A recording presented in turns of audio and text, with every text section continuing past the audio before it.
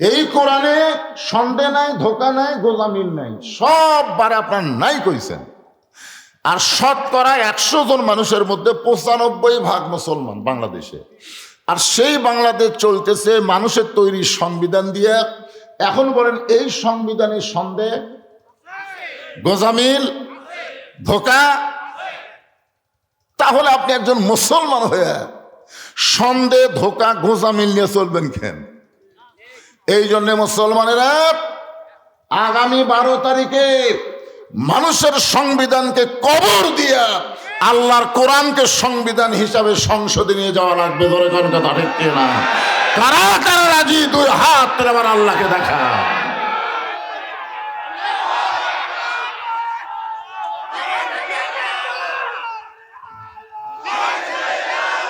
লিল্লাহে তাকবীর। আলহামদুলিল্লাহ। কিসের আনন্দ রে?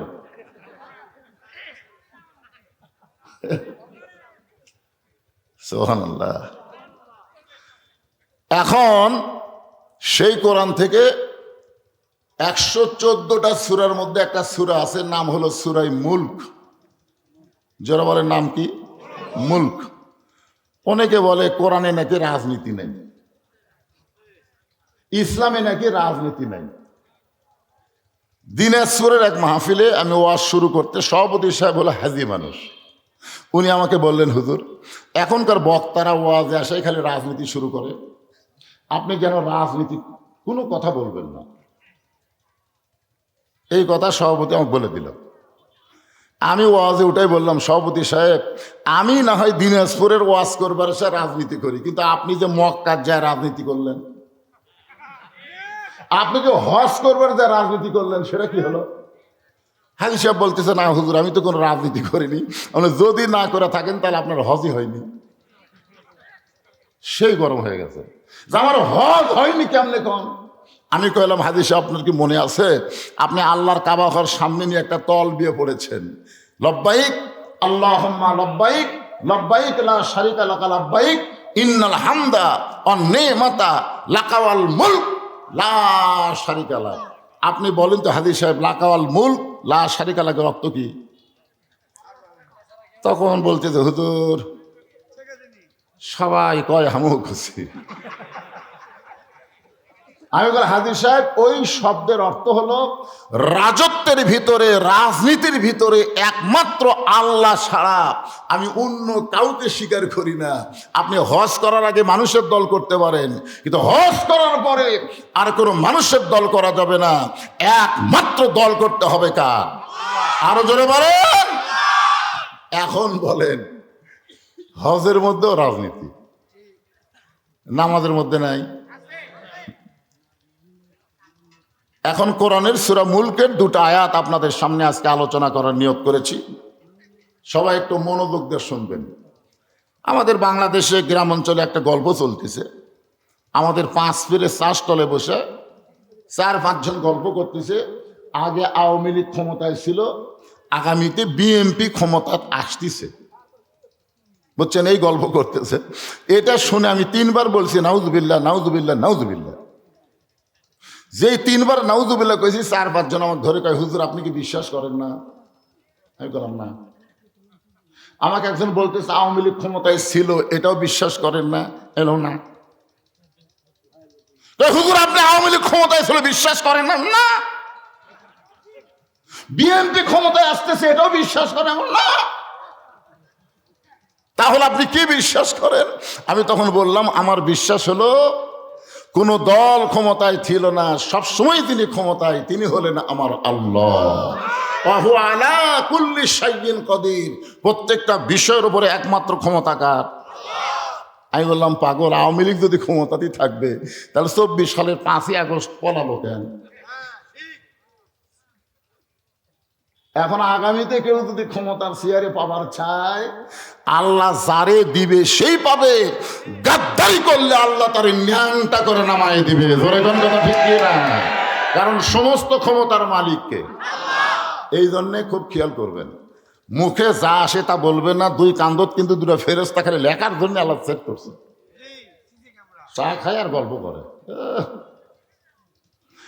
তাবারাকাল্লাযী বিয়াদিহিল মুলক, গোটা পৃথিবীর রাজত্ব কর্তৃত্ব মালিকানা একমাত্র কার হাতে? ওয়াহুয়া আলা কুল্লি শাইইন কাদির, সমস্ত বিষয়ের উপরে একমাত্র ক্ষমতা কার? আরো জোরে, জোরসে বলুন, জোর হলো না, আরো জোরে। সবচাইতে বড় জিকির, উত্তম জিকির কি মনে করতেছেন? আহারে, আল্লাযী খালাকাল মাউতা ওয়াল হায়াতা লিয়াবলুয়াকুম আইয়ুকুম আহসানু আমালান ওয়া হুয়াল আজিজুল গফুর। আচ্ছা, এত মানুষের মধ্যে আপনারা কেউ কি এখানে দাঁড়িয়ে বলতে পারবেন যে হুজুর আমার বাড়ি সিহিপুরের সবচাইতে কাছে, মানে এই মাহফিল থেকে আমার বাড়ি সবচাইতে কাছে, আমি বাড়িতে যাবার পারবই? এটা উঠলো কেন, যাবি নাকি? না না, এরকম সাহস করে একজন বলেন হুজুর যে আমার বাড়ির সবচাইতে নিকটে, আমি বাড়িতে যাবার পারবই। এই সামান্য কথা যদি বলার সাহস না থাকে তাহলে এত মোশান মারতেছেন কেন?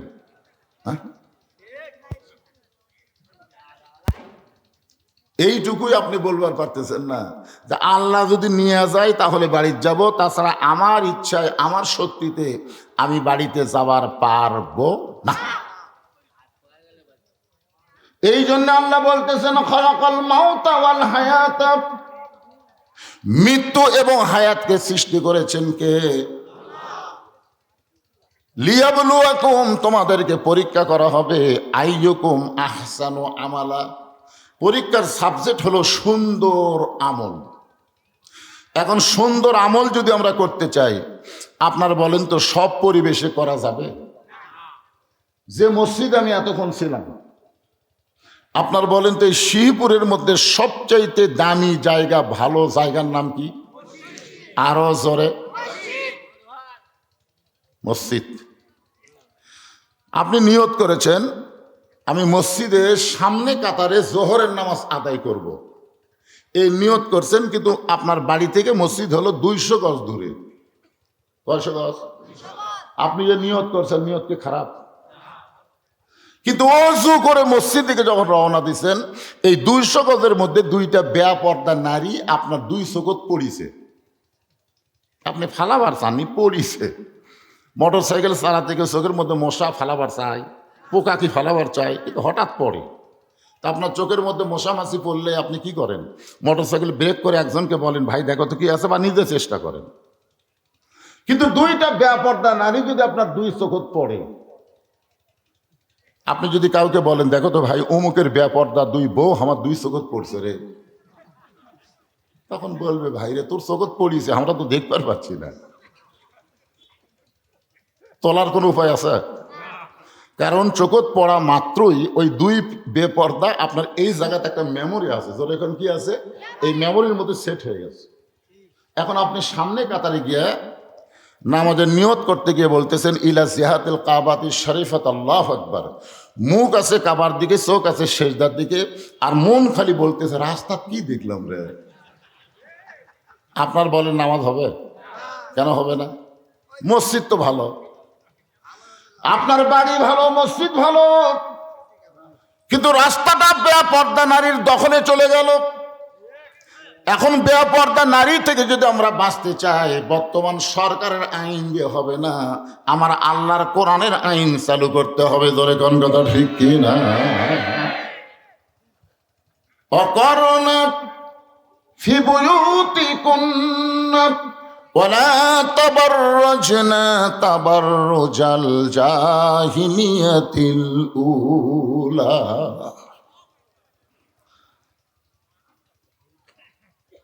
ওয়াজ শেষ করার পরে ঘরত যেই বসেছি তখন 3-4 জন লোক এসে বলতে হুজুর আপনি কি বাসায় যাবেন? আমি বললাম হ্যাঁ যাবো ভাই। তো তোমাকে এখান থেকে গোবিন্দগঞ্জ যাওয়ার রাস্তা কয়টা? তখন বলতেছে একটা রাস্তা খুবই তেলতেলা হুজুর, ভাঙ্গা নেই। আর এক রাস্তা মাঝে মধ্যে ভাঙ্গা ভুঙ্গা আছে, তা আপনি কোনটা দিয়ে যাবেন? তা আমি বললাম, ভাই যেটা তেল তেলা সেটা দিয়ে যাবো রে। তখন বলে, হুজুর তেল তেলা রাস্তাত মাঝে মধ্যে ডাকাত খাড়া হয়। তেল তেলা রাস্তার মাঝে মধ্যে কি খাড়া হয়? ডাকাত খাড়া হয়। আর ভাঙ্গা চুঙ্গা রাস্তার মধ্যে ডাকাত থাকে না। আপনি বলেন তো আমি কোন রাস্তা দিয়ে যাবো? তার মানে বোঝা গেল রাস্তা তেলতেলা হয়ে লাভ নাই। নিরাপদ রাস্তা যদি আমরা চাই তাহলে আল্লাহর কোরআনের আইন চালু করার দরকার আছে না নাই? দরকার আছে না নাই? আলহামদুলিল্লাহ। আপনি নিয়ত করছেন আজকে গোবিন্দগঞ্জে কেন্দ্রীয় মসজিদে জোহরের নামাজ সামনে কাতারে আদায় করব। শিবপুর থেকে গোবিন্দগঞ্জে গিয়ে আপনি সামনে কাতারে আপনি কি করবেন? জোহরের নামাজ আদায় করবেন। কিন্তু মসজিদের দরজা দিয়ে পায়ের দিকে খেয়াল করে দেখেন আপনার জুতার দাম 3000 টাকা। এখন আপনি কি করবেন? জুতার দরজা থুয়ে সামনে কাতারত যাবেন? তাহলে আপনি কি করবেন? জুতা খুলে হাতত নেবেন কার ভয়ে? কথা হয় না, কার ভয়ে? নামাজ পড়বেন কার ভয়ে? তাহলে নামাজ পড়বেন আল্লাহর ভয়, এটা ঠিক আছে, কিন্তু চোরের ভয় কেন? তাহলে এই চোরের ভয় থেকে বাঁচার জন্য আপনারা বলেন তো আল্লাহর কোরআনের রাষ্ট্রের দরকার আছে না নাই? আমার এক বন্ধু বগুড়া শহরে জায়গা কিনছে, কয়েক বছর হয়ে গেল, এখন মতো বাসা হচ্ছে না। আমি বললাম, কে রে ভাই, তোর কি টাকার খুবই সমস্যা? টাকা আছে ভাই, তো বাসা করিস না কেন? শুনলাম ভিতর থেকে শুরু করে লিন্টন পর্যন্ত প্রত্যেক দিন চাঁদা দেওয়া লাগবে। টাকা আছে, জায়গা আছে, কিন্তু চাঁদাবাদের ভয়ে আমি বাসা করবার পারতেছি না। মসজিদ ঢুকতে পারি না চোরের ভয়ে, বাসা করতে পারি না চাঁদার ভয়ে। আপনারা বলেন, চোর, চাঁদাবাজ, দুর্নীতিবাজ, এদের হাত থেকে বাঁচতে গেলে আল্লাহর কোরআনের রাষ্ট্রের দরকার আছে না নাই? হ্যাঁ, খুব খেয়াল করবেন। লিয়াবলুয়াকুম আইয়ুকুম আহসানু আমালা। সুন্দর আমলে আল্লাহ পরীক্ষা করবেন। এই সুন্দর আমল যদি আমরা করতে চাই, সুন্দর একটা পরিবেশ লাগবে। সুন্দর একটা পরিবেশ যদি তৈরি করতে চাই, সুন্দর একটা সমাজ লাগবে। সুন্দর একটা সমাজ যদি তৈরি করতে চাই, সুন্দর একটা রাষ্ট্র লাগবে।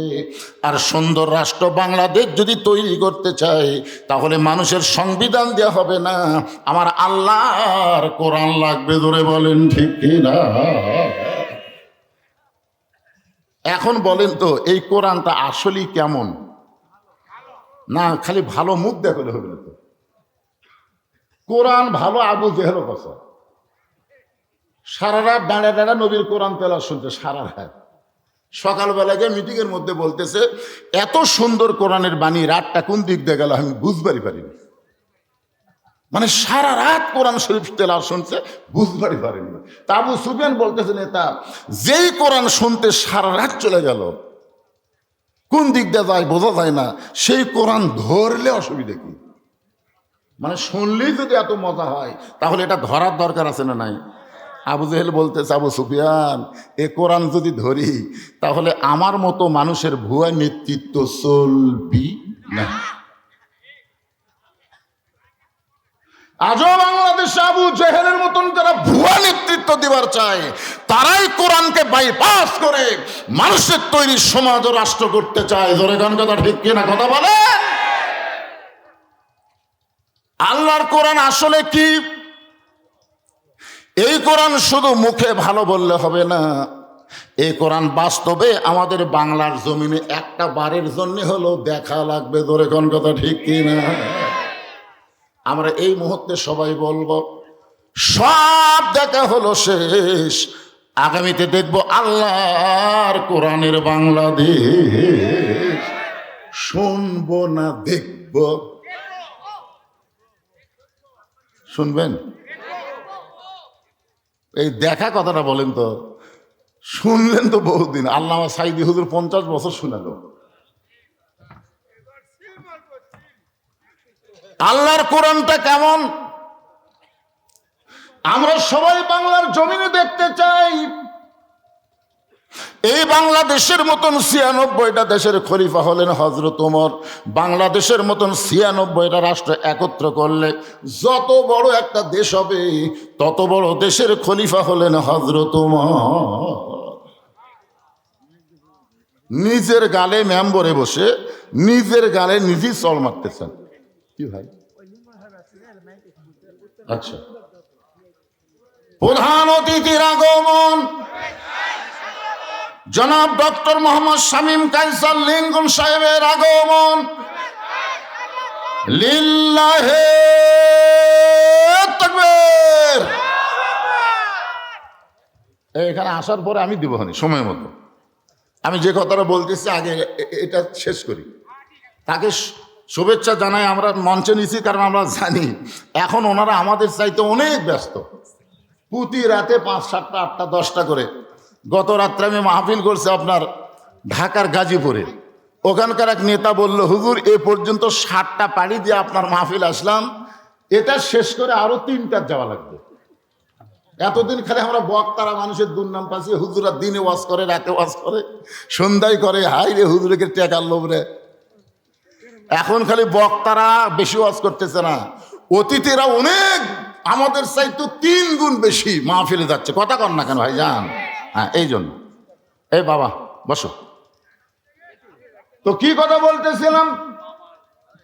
মসজিদের মেম্বরে বসে নিজের গালে নিজে চড় মারতেছেন। ডান হাতে ডান গালে চড় মারে, বাম হাতে বাম গালে চড় মারে। এই ডান হাতে ডান গালে চড় মারে, বাম হাতে।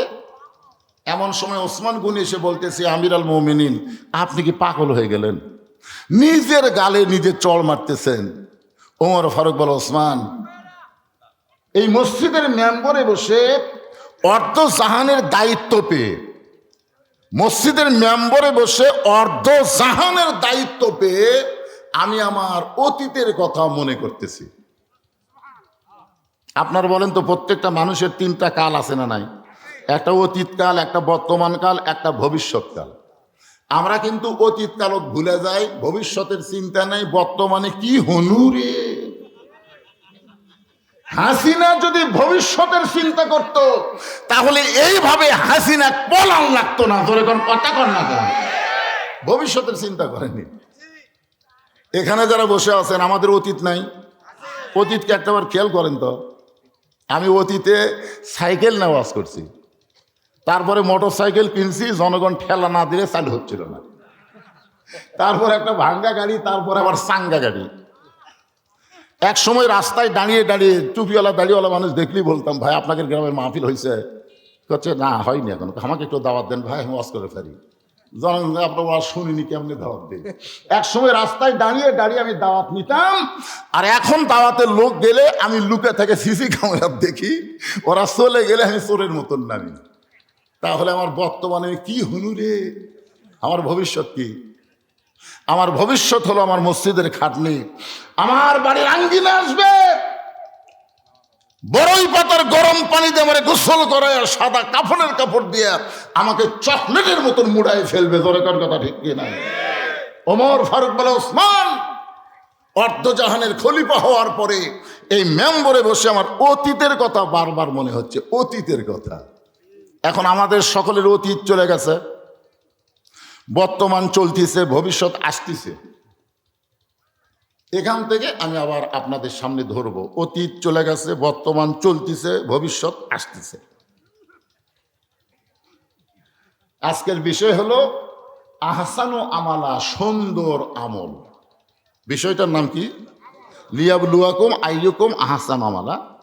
আমি এখানে আমার আলোচনা কিছু সময়ের জন্য বন্ধ রেখে আজকের মাহফিলের সম্মানিত প্রধান অতিথি, তাকে মাইকটা দিয়ে দিলাম। তিনি তার শুভেচ্ছা বক্তব্য দেওয়ার পর ইনশাল্লাহ আবার এখান থেকে আলোচনা শুরু হবে আলহামদুলিল্লাহ। আমি বলে দিচ্ছি, তার নতুন করে বলা লাগবে, দিয়ে দিচ্ছি, দিয়ে দিচ্ছি। 12 লক্ষ রোহিঙ্গা মুসলমানকে জায়গা কে দিছে?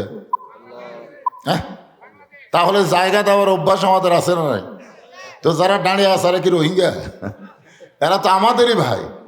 ওদের জায়গা দেওয়ার জন্য একটু জিজ্ঞেস করে সামনের দিকে আসেন ভাইজান, একটু জিকির করেন আর সামনে আসেন, আল্লাহর হস্তে আসেন, আল্লাহর হস্তে, বক্তার হস্তে না, আল্লাহর হস্তে সামনের দিকে আসেন আর জিকির করেন, লা ইলাহা ইল্লাল্লাহ, লা ইলাহা ইল্লাল্লাহ, লা ইলাহা ইল্লাল্লাহ মুহাম্মাদুর রাসূলুল্লাহ সাল্লাল্লাহু আলাইহি ওয়াসাল্লাম।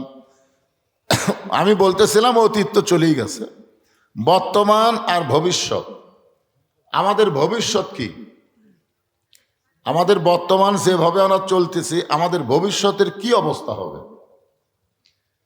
আল্লাহ ভবিষ্যৎ সম্পর্কে বললেন, ইয়া আইয়ুহাল্লাযীনা আমানুত্তাকুল্লাহা হাক্কা তুকাতিহি ওয়া লা তামুতুন্না ইল্লা ওয়া আনতুম মুসলিমুন। মুসলমান না হয়ে তোমরা কেউ মরো না। তাহলে বর্তমানে আমরা জীবিত আছি, ভবিষ্যৎ আমাদের মৃত্যু। জোরে কোন ঠিক কিনা?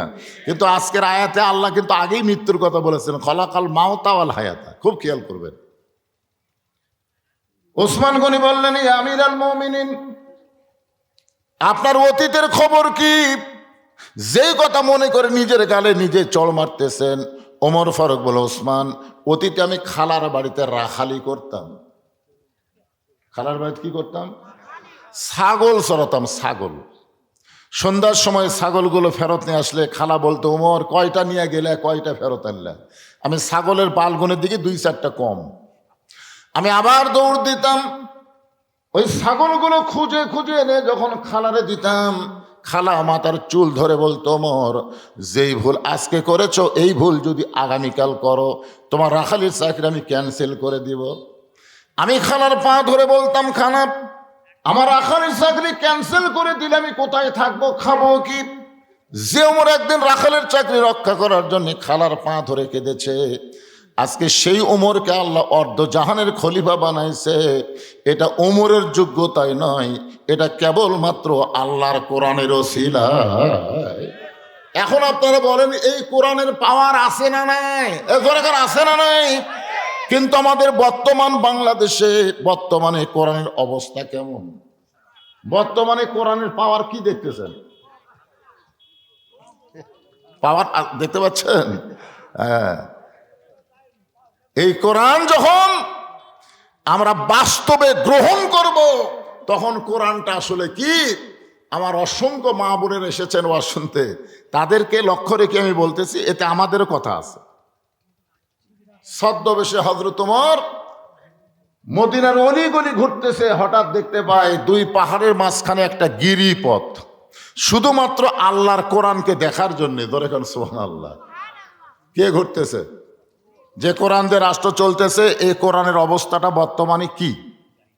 আর আমাদের বাংলাদেশে মানুষের তৈরি সংবিধান দিয়ে বাংলাদেশ চলতেছে, এই বর্তমানে বাংলাদেশে আমাদের ঈমান আমলের অবস্থা কি?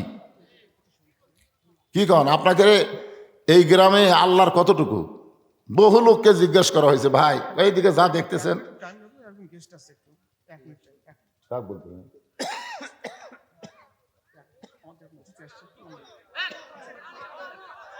প্রধান অতিথির পরে অতিথি আছে।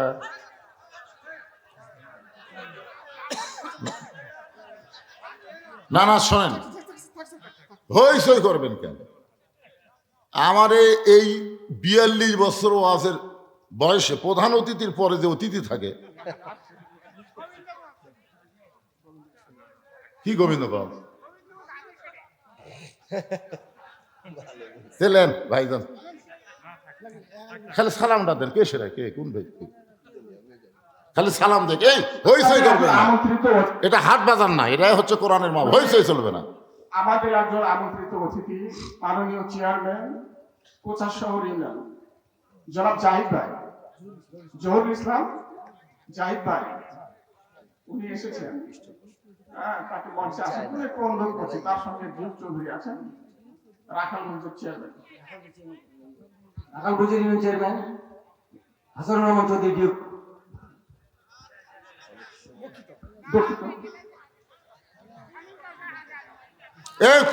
এখানে কি অসুবিধা হলো? কিসের ডিস্টার্ব? আমি যদি ডিস্টার্ব মনে না করে আপনাকে ডিস্টার্ব করতে হবে, এ হয়েছে করলে আর বেশি ডিস্টার্ব। আল্লাহ রাসূল বলেছেন ইমাম যখন খুতবা দেয় তখন কোনো মুসল্লি কথা বলা যাবে না। এক ছোট বাচ্চা দৌড়াদৌড়ি করতেছে, একজন মুসল্লি এই চুপ। আপনার বলেন তো, যে লোকটা চুপ বললো ওই কথা বললো না, তো উনি আর কতক্ষণ বললো? তার সাথে বেশিক্ষণ তো আপনার হইচই করলেন। আসেন যে কথাটা বলতেছিলাম, হযরত ওমর শুধুমাত্র আল্লাহর কোরআনকে দেখার জন্যে ছদ্মবেশে মদিনার অলি গলি ঘুরতেছেন। হঠাৎ হযরত ওমর দেখতে পায় দুই পাহাড়ের মাঝখানে একটা গিরিপথ। ওই গিরিপথের ভিতরে একটা সুন্দরী মেয়ে ধীর গতিতে হেঁটে হেঁটে চলতেছে। মেয়েটার সামনেও কোনো মানুষ নাই, পিছনেও কোনো মানুষ নাই। মেয়েটা ধীর গতিতে হেঁটে হেঁটে চলতেছে। ওমর ফারুক মেয়েটার দিকে তাকায়া আল্লাহর শুকরিয়া আদায় করলে। আপনারা ফতুয়া তালাশ করবেন না যে ওমর ফারুক একটা মেয়ে মানুষের দিকে তাকায়া আল্লাহর শুকরিয়া আদায় করলেন, তাহলে মনে হয় মেয়ে মানুষের দিকে তাকানো যাবে। আল্লাহর কোরআন দিয়ে যখন রাষ্ট্র চলবে তখন প্রত্যেকটা মেয়ে মানুষের দিকে তাকাইলেও আপনার কোনো পাপ হবে না, কারণ মেয়ে মানুষেরা আল্লাহর কোরআনের পর্দার আইন এমন ভাবে গ্রহণ করবে আপনি দেখবার চাইলেও দেখতে পারবেন না। তাহলে হযরত ওমর সেই মেয়েটার দিকে তাকায়া আল্লাহর শুকরিয়া আদায় করলেন। ওই মেয়েটার আপাত মস্তক আল্লাহর পর্দার আইন। আপনার বলেন তো, পর্দানিশী নারী যারা বিশ্ব সুন্দরী তারা, সুবহানাল্লাহ খান না খান, পর্দানিশী নারী যারা বিশ্ব সুন্দরী তারা যদিও কালো হয়, খাটো হয়, তারপরেও আল্লাহর আইন পর্দা যদি মেনে চলে, আল্লাহর কোরআন তাদেরকেই শুধু সুন্দরী বলে। তাহলে সকলে বলবেন কোরআনের সাথে আপনারা একমত না দ্বিমত? আমি যেই বলবো পর্দানিশী নারী যারা, আপনারা বলবেন বিশ্ব সুন্দরী তারা। পর্দানিশী নারী যারা, আর যেই বলবো বেপর্দা নারী যারা, আপনারা বলবেন বিশ্ব বেহায়া তারা। বেপর্দা নারী যারা, আমার মা বোনেরা যারা পর্দার অন্তরালে বসে বসে ওয়াজ শুনতেছেন, শুধু ওয়াজ শোনার সময় পর্দা মানলে হবে না, বাস্তব জীবনে পর্দার ভিতরে থাকতে হবে। এই হুকুম কার? ওমর ফারুক মেয়েটার নিকটে গিয়ে বললেন, মা, এই নির্জন পথে তুমি একা একা চলতেছ, তোমার সামনেও কোনো মানুষ নাই, পিছনেও কোনো মানুষ নাই, তোমার অন্তরে কি কোনো ভয় ডর লাগতেছে না? মেয়েটা বলে, পথিক, তুমি কি হযরত ওমরকে চিনো? সুবহানাল্লাহ বলেন। মেয়েটা হযরত ওমরকেই বলতেছে, পথিক, তুমি কি হযরত ওমরকে চিনো? যদি হযরত ওমরকে চিনতা তাহলে এরকম বেসাইদা কথা বলতা না। আল্লাহর কোরআন দিয়ে যখন রাষ্ট্র চলবে, পৃথিবীর এক প্রান্ত থেকে আর এক প্রান্তে একটা মহিলা যাবে, ওই মহিলার কলিজায় কেবলমাত্র আল্লাহ ছাড়া অন্য কারো ভয় থাকবে না। তাহলে মসজিদে 3000 টাকার জুতা নিয়ে গেলে মসজিদ ঢোকার সময় কার ভয়? এ ধরে বলেন, কার ভয়? আপনি শহরের মধ্যে একটা বাসা করবেন, ভিত দিবার পারতেছেন না, কার ভয়ে? চাঁদাবাজের ভয়ে। আমি রাত্রেবেলা যখন ওয়াজ করে বাড়ি যাব, তেলতেলা রাস্তা দিয়ে যাবার পারতেছি না, ভাঙ্গা রাস্তা দিয়ে যাচ্ছি, কার ভয়ে? এ ধরে বলেন, কার ভয়ে? এখন চিন্তা করেন, এই সমস্ত ভয় মুসলমানের করার তো জায়েজ নয়। আল্লাহ বলতেছেন, আত্তাকুল্লাহ, ভয় করতে হবে একমাত্র কার? শুধু ভয় করলে হবে না, হাক্কা তুকাতিহি, যথাযথ ভয় করা লাগবে। ওমর ফারুক বললেন, মা, তোমার কথা শুনে আমি বড় খুশি হয়ে গেলাম, কিন্তু তুমি যে ধীর গতিতে চলতেছো, তোমার চলা দিকে মনে হচ্ছে তুমি একজন দুঃখী নারী। তুমি একজন দুঃখী নারী, এভাবে ধীর গতিতে কেন চলতেছো? মেয়েটা বলে, পথিক, সত্যি আমি একজন দুঃখী নারী। আজকে 6 দিন হলে হযরত ওমরকে আমি খুঁজে বেড়াই। আমি আসলে একজন দুঃখী নারী, আজকে 6 দিন হলে হযরত ওমরকে আমি খুঁজে বেড়াই। ওমর ফারুক বললেন, মা, তুমি কি পাগলি টাগলি নাকি? উমরকে যদি পাওয়ার চাও তাহলে সংসদ ভবনে যাও, গণভবনে যাও, রাষ্ট্রীয় ভবনে যাও। উমর হচ্ছে অর্ধজাহানের খলিফা। সেই উমরকে তুমি দুই পাহাড়ের মাঝখানে খুঁজতেছো, উমর কি উঠ দুম্বা? মেয়েটা বলে পথিক তুমি জানো না, আল্লাহর কোরআন দিয়ে যখন রাষ্ট্র চলবে তখন নেতা খোঁজা লাগবে না, নেতারাই দুঃখী মানুষকে খুঁজে বেড়াবে। ধরে কোন কথা ঠিক কি না? আপনি জানেন হযরত উমর যখন সাহাবী ছিল তখন কত গরম ছিল? রাস্তা দিয়ে গেলে শয়তান ভয়ে কয়দিন যায়নি? জোরে কোন কয়দিন? সেই উমর যখন মদিনার খলিফা হলো, দায়িত্ব যখন পেল তখন কত নরম হলো সেটা জানেন আপনারা?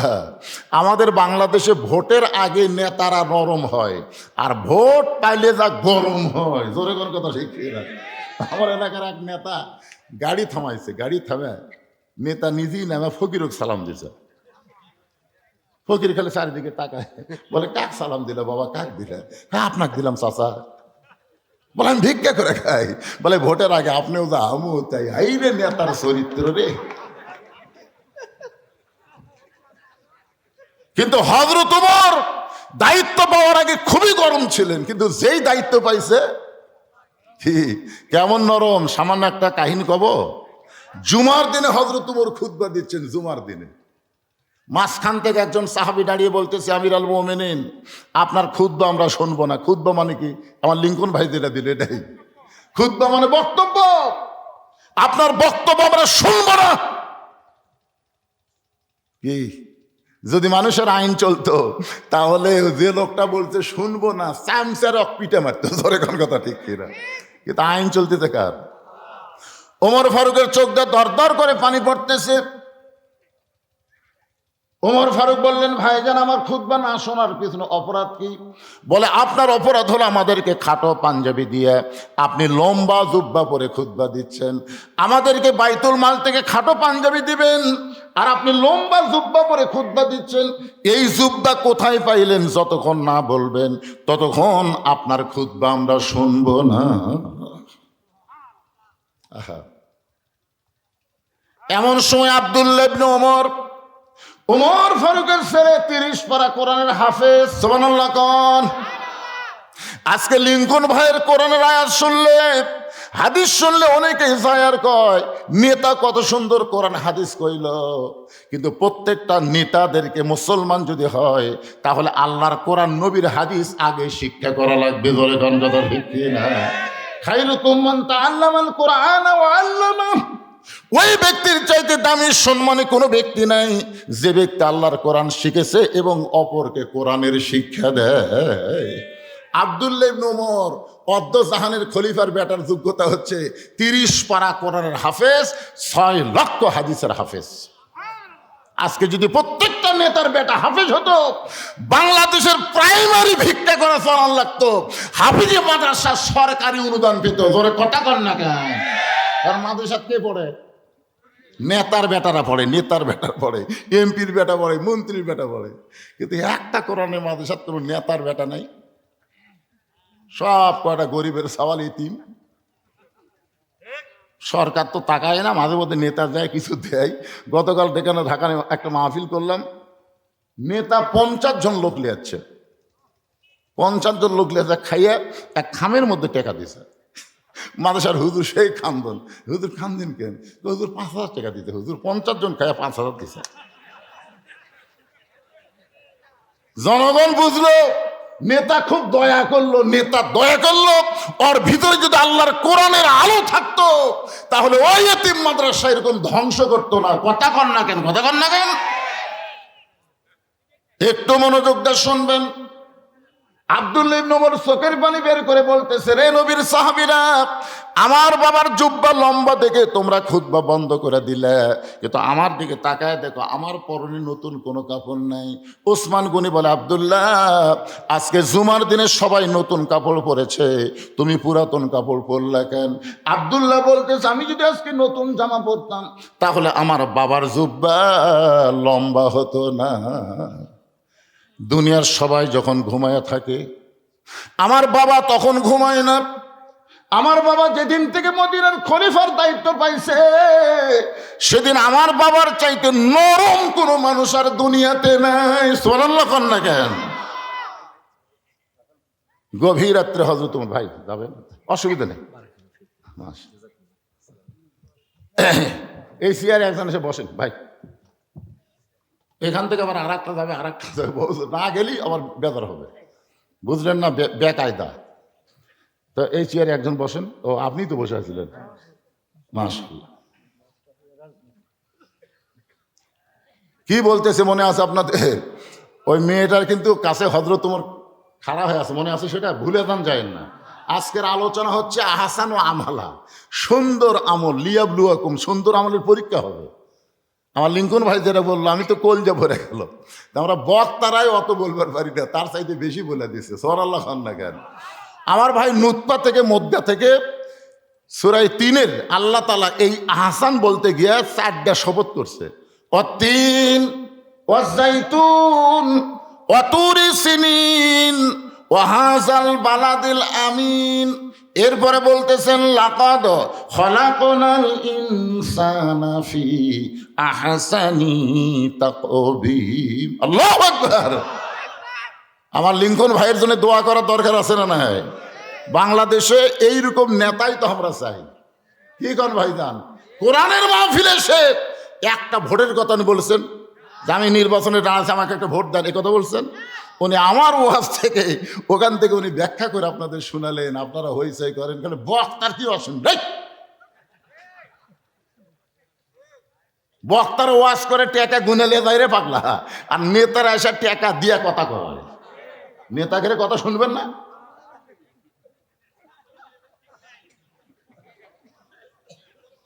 একটু মনোযোগ দিয়ে শুনবেন, ওয়াজ হবে আজকে ফাটাফাটি, অসুবিধা আছে? কেবল 11:30 বাজতেছে, অসুবিধা কি? 12টা পর্যন্ত ওয়াজ হবে, সমস্যা আছে?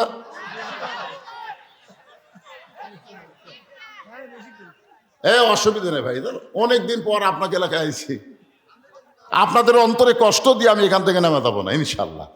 তবে ততক্ষণ পর্যন্ত ওয়াজ আমরা শুনবো, যে ওয়াজ শুনলে আবার ফজরের সময় চেতন পাবো না, এটা শুনবো না। মোটামুটি একটা সাইজ মতো কথা হবে ইনশাল্লাহ। কি বলতেছিলাম একটু মনোযোগ দেন। আব্দুল ইবনে ওমর বলতেছে, আমার বাবা যেদিন থেকে মদিনার খলিফার দায়িত্ব পাইছে, সেদিন থেকে আমার বাবার মতো নরম কোনো মানুষ আমি দ্বিতীয়টা দেখি নাই। অথচ আগে ছিল গরম, দায়িত্ব পাওয়ার পরে কি গভীর রাত্রে হযরত ওমর চোরের মতন ঘুরতেছে, একা একা চোরের মতন ঘুরতেছে। কোনো সামসা নাই, কোনো পুলিশ নাই, কোনো র্যাব নাই, কারণ নেতা ঘুরতেছে একা একা, বাংলাদেশের প্রধানমন্ত্রী না, অর্ধজাহানির খলিফা। তাবু তাবু তাবুর বাহিরে একটা পুরুষ মানুষ অস্থির হয়ে উত্তরে যাচ্ছে, দক্ষিণে যাচ্ছে। ওমর ফারুক চিন্তা পড়ে গেল যে একটা পুরুষ মানুষ যদি অস্থির হয়, তো সমাজ তো রসাতলে যাবে। অস্থির হবে মেয়ে মানুষ, কারণ জান্নাতের মধ্যে আল্লাহ যখন বলেছেন ওলা তাকরাবা হাদিস সাদারা ফাতাকুনা মিনাজ জালিমিন, ওই গাছের কাছে যাইও না। আপনার বলেন তো আদম কি অস্থির হচ্ছে? অস্থির কে হচ্ছে? হাওয়া। এই হাওয়া জাতিরা অস্থির ভাই, আর সেই কতদিন ধরে অস্থিরের তলে আমরা আছি। একজন বিদায় হচ্ছে, আর একজন পলে গেছে আপাতত। আর কি বুঝতেছে? এখন আমরা সকলেই জবান খুলে বলবো, মেয়েদের দিন শেষ, আগামীতে মরদের বাংলাদেশ। কথা বল না কেন? কত বড় বিপদে ছিলেন জানেন আপনি? বুখারী শরীফের হাদিস, বুখারী শরীফের হাদিস। আল্লাহ রাসূল বলেছেন, মা তারাক্তু বাদি আলা উম্মতি ফিতনাতুন আদরাল রাসূলু মিনান নিসা, রাওয়াহুল বুখারী কিতাবুল ফিতান। আল্লাহ নবী বলেছেন, আমার পরে আমার উম্মতের জন্য সবচাইতে বড় বিপদ হলো পুরুষ মানুষের জন্য নারী প্রধানমন্ত্রী হওয়া। এটা আমার কথা না রে। এই জন্য আমরা বলবো, একজন বিদায় হচ্ছে, একজন পলে আছে। আপাতত আর কোনো মেয়ে মানুষের তল থামা করে থাকা লাগবে। আল্লাহ কোরআনে বলেছেন, আর রিজালু কাওয়ামুনা আলা নিসা, পুরুষ থাকবে উপরে, নারী থাকবে নিচে। তাহলে অস্থির হচ্ছে হাওয়া। আদম কিন্তু গন্ধম গাছের কাছে যায় নাই। ওমর ফারুক চিন্তায় পড়ে গেল, একটা পুরুষ মানুষ অস্থির হয়ে গভীর রাত্রে উত্তরে যায় দক্ষিণে যায়, এই পুরুষকে স্থির করার দোয়া হচ্ছে সালাম দেওয়া। ধরে কান কি দেওয়া? পৃথিবীর মধ্যে আমাদের জন্য আল্লাহর সবচাইতে বড় নিয়ামত দোয়া হচ্ছে সালাম। ধরে কান কি? আপনারা যখন কবরে যান, আচ্ছা কবরে যায় কি আগেই দোয়া পড়েন নাকি সালাম দেন? তাহলে যতই দোয়া থাক আপনাকে বুঝাই দিল সালামের চাইতে বড় দোয়া নাই। ওমর ফারুক অস্থির লোকটাকে স্থির করার জন্য সালাম দিলেন, আসসালামু আলাইকুম ইয়া আব্দুল্লাহ। লোকটা সালামের উত্তর দেয় না। ওমর ফারুক আবার সালাম দিলেন, আসসালামু আলাইকুম ইয়া আখি। লোকটা সালামের উত্তর দেয় না। ওমর ফারুক আবার যখন সালাম দিবার চাচ্ছেন, কেবল আস কছে, আস আস, সালামও কবারই পারেনি। লোকটা বলে, এই মিয়া বারবার খালি সালাম দেশ কেন মিয়া? দেখছেন কাকে কাকে? উমর ফারুক রে, অর্ধ জাহানের খলিফা। একটা অস্থির লোক বলতেছে বারবার খালি সালাম দেশ কেন মিয়া? তুই জানিস হযরত উমর যখন আল্লাহর কোরআন দিয়ে রাষ্ট্র চালায় তখন দিনও যা রাতও তাই। সুবহানাল্লাহ। এই লোকটা কার সামনে বলতেছে? উমরের সামনেই বলতে যে হযরত উমর যখন আল্লাহর কোরআন দিয়ে রাষ্ট্র চালায় তখন দিনও যা রাতও তাই।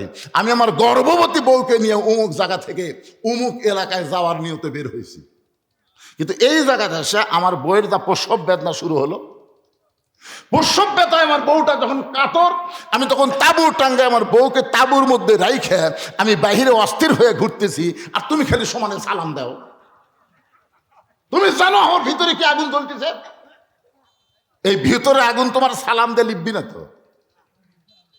ওমর ফারুক লোকটাকে এক টানে বুকের মধ্যে নিয়ে কপালে একটা চুপ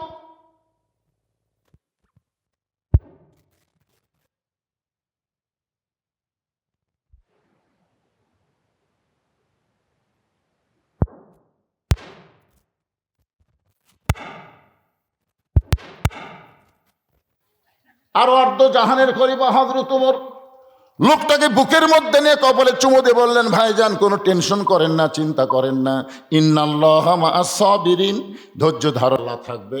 আমার বাড়িতে ভালো একটা ধাত্রী আছে।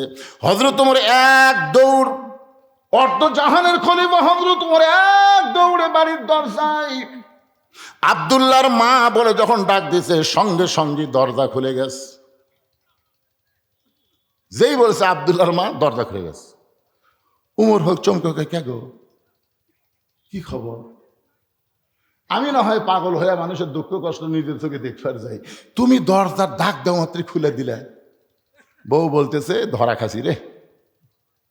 উমর ফারুক বলে, কি ধরা খাসো? বলে, আপনি যেদিন থেকে মানুষের দুঃখ কষ্ট নিজের চোখে দেখার জন্য ঘুম জাগেন, আমিও সেদিন থেকে এই দরজার দাঁড়িয়ে দাঁড়িয়ে আপনার নিরাপত্তার জন্য দোয়া করি। এখান থেকে প্রমাণ হলো খালি নেতা ভালো হলে হবে না, নেতার বউ ভালো হওয়া লাগবে। আজকে অনেক নেতা ভালো, কিন্তু নেতার বউ ভালো হওয়া না হওয়ার কারণে সেই নেতাগুলা জেলখানা পৌঁছতেছে। জোরে কোন কথা ঠিক কি না? আমাদের নাটোরের একটা নেতার নাম হলো পলক, নাম শুনছেন? পলক, জনায়েদ আহমদ পলক। ফান্দে পড়িয়া পলক কান্দে রে, এ সবাই কন না কেন? বগার গান তো আমরা ভুলে গেছি। ফান্দে পড়িয়া বগার কমন, এখন বলবো ফান্দে পড়িয়া পলক কান্দে রে।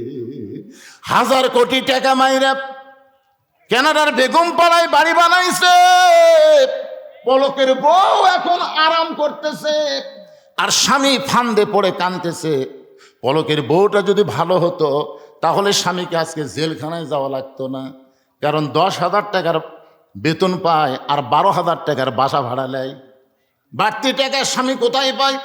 বউ যদি হিসাব নিত তাহলে আজকে বাংলাদেশের কোনো নেতা খারাপ হইতো না। ওমর ফারুক বললেন, বিবিরে তুমি যখন ধরা পড়েছ তাহলে তুমি কি জান্নাতে যাবার চাও? ওমর ফারুকের বিবি স্বামীর কপালে চুম্বন দিয়ে বলে, স্বামী গো, সবসময় জান্নাতে যাওয়ার জন্য দোয়া করি। ওমর ফারুক বললেন, আর দোয়ার দরকার নাই, আর দোয়ার দরকার নাই, খালি দোয়া দিয়ে জান্নাত হবে? কি কোন দাওয়ার দরকার আছে না নাই? আমরা খালি দোয়া করি, আল্লাহুম্মা ইন্না নাসআলুকাল জান্নাতা নাউযু বিকা মিনান নার। দোয়া তো ভালোই আছেন, দোয়া দিয়ে বাংলার জমিনে আর জান্নাত পাওয়া যাবে না। জান্নাতের জন্য আমাদের দাওয়া লাগবে। জোরে কান কি লাগবে? দোয়ার দিন শেষ। ড্রাইভার খালি আমাকে গাড়ির থেকে নামা দিয়েছে গেট। দিয়ে কয় হুজুর আমি গাড়ি গ্যারেজ করতেছি, আপনি বাসার যান। আমি গেট খুলে বাসার মধ্যে ঢুকবার সাথে আমার গেটের কাছে আমের গাছের তলে 4টা কুত্তা ছিল, বুঝলেন? ওরা আমার দেখে তো কি খেপায় খেপলো ভাই। এখন কুত্তা কিন্তু মুয়াজ্জিন আর হুজুরক দেখলে সেই খেপে। মুয়াজ্জিন যখন আজান দিবে ও কুত্তা যে খুঁটে থাকে দৌড়ে শুরু করে দেয়, আই রে মুয়াজ্জিনের উপরে তা খেপছে ভাই জান। আরে আমাকে মতন হুজুর যেই ঢুকছি একটা দৌড়ে এসে 4টায় আমার 4 ধরো একবার খাম খাম করে মনে হয় ধরবে। আমি তখন দোয়া শুরু করলাম, আয়তাল কুরসি পড়ি, কুত্তা লড়ে না। দোয়ায় কুনুত পড়ি, কুত্তা সরে না। ইন্নাহুম ইয়াকিদুনা কায়দা ওয়া আকিদু কায়দা। কুত্তা খেদানোর আয়াত পড়ি, এক কুত্তা দৌড়ে এসে আমার পাঞ্জাবি দিল কামড়। আমি তখন বললাম, আল্লাহ দোয়া দরুদের দিন কি শেষ হয়ে গেল? তখন আমার ইমান বলতে, হুজুর তোর হাতত যদি একটা লাঠি থাকতো একটা দোয়াও লাগতো না। এক কুত্তার পাশাত বাড়ি মারলে বাকি 3টে এমনি দৌড় মারতো। আমরা বাংলাদেশে বহুদিন দোয়া করেছি, আগামী তার দোয়া লাগবে না, দোয়ার সঙ্গে আমাদের হাতে লাঠি রাখা লাগবে। ধরে ধরবে তো ঠিক না? ও মুসলমান, হাতে লাঠি লাগার দরকার আছে না নয়? খালি দোয়া, খালি দোয়া। ওমর ফারুক বললেন, বিবি আর দোয়ার দরকার নাই, জান্নাতে যদি যাবার চাও তাহলে এই জিনিসগুলো নিয়ে আমার সঙ্গে বের হও। এই জিনিসগুলো মানে কি? একটা গর্ভবতী নারীর বাচ্চা খালাস করতে গেলে যা যা লাগবে সেইগুলো নিয়ে তুমি আমার সঙ্গে বের হও। হযরত ওমর তার বিবিকে নিয়ে অপর পৃষ্ঠাতে তাঁবুর মধ্যে ঢুকাই দিলেন। আর লোকটাকে বলতেছেন, ভাইজান কোনো টেনশন করবেন না, আমি একটা ভালো ধাত্রী তাঁবুর মধ্যে ঢুকাই দিছি, একটু ধৈর্য ধরেন। কিছুক্ষণ পরে হযরত ওমর ফারুকের বিবি বলতে, স্বামী গো, আপনার দোস্তকে, আপনার বন্ধুকে খবর দেন, তার বিবি বাচ্চা 2টাই সুস্থ আছে। ইয়া আমির আল মুমিনিন, আপনার বন্ধুকে খবর দেন, তার বিবি বাচ্চা 2টাই সুস্থ আছে। ওমর ফারুক তাকায় দেখে লোকটা মাটির গড়াগড়ি করতেছে। ওমর ফারুক বললেন, ভাই এরকম কেন? বলে, আপনি হলেন অর্ধ জাহানের খলিফা, আপনি 3 বার আমাকে সালাম দিলেন, আমি সালামের উত্তর দিলাম না, খারাপ ব্যবহার করলাম, এরপরে আপনার বউ দিয়া আমার পোষ্যবতী বিবির বাচ্চা খালাস করলেন, আপনি এত নরম কেমনে হলেন? ওমর ফারুক বলে, ভাইজান দায়িত্ব যেদিন থেকে পাইছি সেদিন থেকে আমার গরম আল্লাহ কমায় দিয়ে আমাকে নরম বানায়া দিছে। আব্দুল্লাহ বলতেছে, রে রবির সাহাবীরা, তোমরা সবাই যখন ঘুমাইয়াছিলে এমন সময় আমার বাবা আমার দরজায় গিয়ে ডাকতেছে, আব্দুল্লাহ আব্দুল্লাহ বলে। আমি দরজা খুলে তাকায় দেখি বাবার হাতে একটা পাঞ্জাবি। আমি বললাম, বাবা বাইতুল মাল থেকে আমার একটা পাঞ্জাবি দিছে, বাবা আপনি আর একটা দিবে যাচ্ছেন? ওমর ফারুক কোরআন থেকে তেলাওয়াত করলেন, ইন্নাল্লাহা ইয়ামুরুকুম আন তুআদ্দুল আমানাতি ইলা আহলিহা ওয়া ইযা হাকামতুম বাইনান নাস আন তাহকুমু বিল আদল। আল্লাহু আকবার বলেন। এই আয়াতের মধ্যে আল্লাহ কি বলতেছেন জানেন? আমার ভোট আমি দিব, যাকে খুশি তাকে দিব। এই স্লোগান স্বৈরাচারী স্লোগান। আমার ভোট আমি ইচ্ছা মতো দিবার পারবো না, আল্লাহর বিধান, নবীর বিধান আমাকে যেভাবে দিবার বলছে আমাকে সেইভাবে দেওয়া লাগবে, ঠিক কিনা বলেন? যাকে খুশি তাকে দেওয়া যাবে না। আয়াতের তাফসীর আমি একটু পরে আসতেছি, তবে যেটা বলি শোনেন। ওমর ফারুক বলে, আব্দুল্লাহ এই পাঞ্জাবি তোকে আমি দিবার আসিনি বাজান, এইটা আমার ভাগে পড়েছে। এখন বল, এত ছোট পাঞ্জাবি পরে যদি আগামীকাল খুতবা দেই, মুসল্লির নজর কিন্তু মুসল্লির দিকে না, মুসল্লির নজর হলো ইমামের দিকে। তোর পাঞ্জাবিটা আমাকে একটু দান করে দে। আব্দুল্লাহ বলে, আমার কাপড়ের অংশটুকু আমার বাবাকে দান করে দিলাম। বাবার কাপড় আমার কাপড় একত্র করে বাবা লম্বা জুব্বা বানায় এখন খুতবা দেয়। এখন বলো বাবার খুতবা শোনা যায় কিনা যায়? সমস্ত সাহাবীরা চিল্লায় বলে, আল্লাহর কোরআন দিয়ে যখন রাষ্ট্র চলবে, এমন ভালো মানুষ মুত্তাকিদের আল্লাহ বান্দারা নেতা হিসাবে দেখতে পাবে। মেয়েটা বলতে যে, পথিক আমি 6 দিন হলো হযরত ওমরকে খুঁজতেছি, আর 1-8 দিনের মধ্যে যদি ওমরকে খুঁজে না পায় তাহলে আসল জায়গায় বিচার দিব। আমার কথা কি আপনাদের মনে আছে? ওমর ফারুক মেয়েটা কি বলছেন? তুমি যদি ওমরকে পাবার চাও রাষ্ট্রভবনে যাও, তুমি কোথায় যাও? গণভবনে যাও, সংসদ ভবনে যাও। ওমর কি উঠ দুম্বা নাকি? যে দুই পাহাড়ের মাঝখানে উমরকে খুঁজতেছ। মেয়েটা বলতেছে পথিক, আল্লাহর কোরআন দিয়ে যখন রাষ্ট্র চলবে তখন নেতা খোঁজা লাগবে না, বরং নেতারাই দুঃখী মানুষকে খুঁজে বেড়াবে। আপনার বলেন তো, আল্লাহর কোরআন দিয়ে যখন বাংলাদেশ চলবে কোন গরিব মানুষ ধনীর বাড়ি যাওয়া লাগবে? বরং প্রত্যেকটা ধনীরা গরিবের দরজায় দরজায় ঘুরবে, কারণ গরিবের কোনো ঠেকা নাই। ঠেকা হলো ধনীর 2.5% গরিবের হাতত না দিবার পারলে ওই ধনিক জাহান্নামত যাওয়া লাগবে। চিন্তা করছেন? এখন 1 ব্যাগ টাকা লিছে, 1 ব্যাগ টাকা জাকাতের টাকা নিয়ে গরিবের দরজার দরজা ঘুরতেছে। গরিব বলে, ভাই কি খবর? বলে, জাকাতের টাকা দিয়ে লাগবি না রে, ইয়া কানা বুদু ইয়া কানাস্তাইন, আল্লাহর গোলামি করে আল্লাহকে সাহায্য চাই, তোর জাকাতের টাকা আমার দরকার নেই। ওই 7 দিন ধরে ঘুরেছে, 7 দিন একটাও দরজা খোলেনি। মনের দুঃখে মাটিতে বসে বলতেছে, আল্লাহ কোরআন দিয়ে যখন রাষ্ট্র চলবি তখন ধনী হওয়ার চাইতে গরিব হয় ভালো। গরিব খেলে আরামে বসে আছে আর আমি পাগলার মতন ঘুরতেছি, একটা গরিবও টাকা নেয়, এখন কি করি? মনের দুঃখে মরুভূমিতে আছে। যায় দেখে একজন গাছের ছায়ে বস্তা মাথাতে ঘুম পাড়তেছে। দেয়া গেল মনে করতে একবারে 7 দিন পরে গরিব পাচ্ছি রে, এই মনে করে দিছে সালাম, আসসালামু আলাইকুম। লোকটা বলে আলহামদুলিল্লাহ। বেয়া গেল বলে, পাগলা রে, আমি তোরে সালাম দিলাম, তুই আলহামদুলিল্লাহ বলিস কেন? বলে, 1 বস্তা টাকা লিয়া 15 দিন হলে ঘুরতেছি ভাই, একটা গরিব নাই, তোকে দেখে গরিব মনে করে আল্লাহ শুকরিয়া আদায় করছি রে, এ টাকার বস্তা নিলে তো। বেয়া গেল, আমি ঘুরি 7 দিন, তুই ঘুরিস 15 দিন, তাহলে গরিব গেল। আল্লাহর কোরআন দিয়ে যখন বাংলাদেশ চলবে তখন সুদকে কবর দেওয়া হবে, যাকাত ভিত্তিক অর্থনীতি চালু হবে।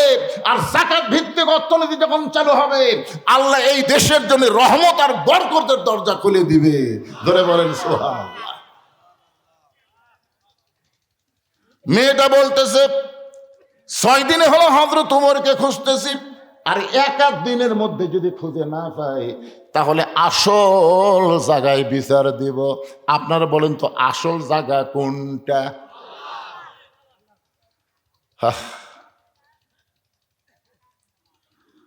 আল্লামা সাইদি হুজুরকে মিথ্যা মিথ্যা অন্যায় ভাবে 13 বছর জেলখানায় বন্দি করে রাখছে, অন্যায় ভাবে। আমরা সমস্ত বক্তারা তার জন্য দোয়া করলাম। দোয়ার কারণে হুজুর কিন্তু জেলখানার মধ্যেই সুস্থ, অথচ ভারতের ইশারায় তাকে জেলখানা থেকে বের করলো। অসুস্থর বাহানা করে হাসপাতালে নিয়ে যাচ্ছে। উনি যখন গাড়িতে চড়তেছিলেন, গাড়ি থেকে নামতেছিলেন, ওই সময় ওনার একটা হাসি আপনারা দেখছেন।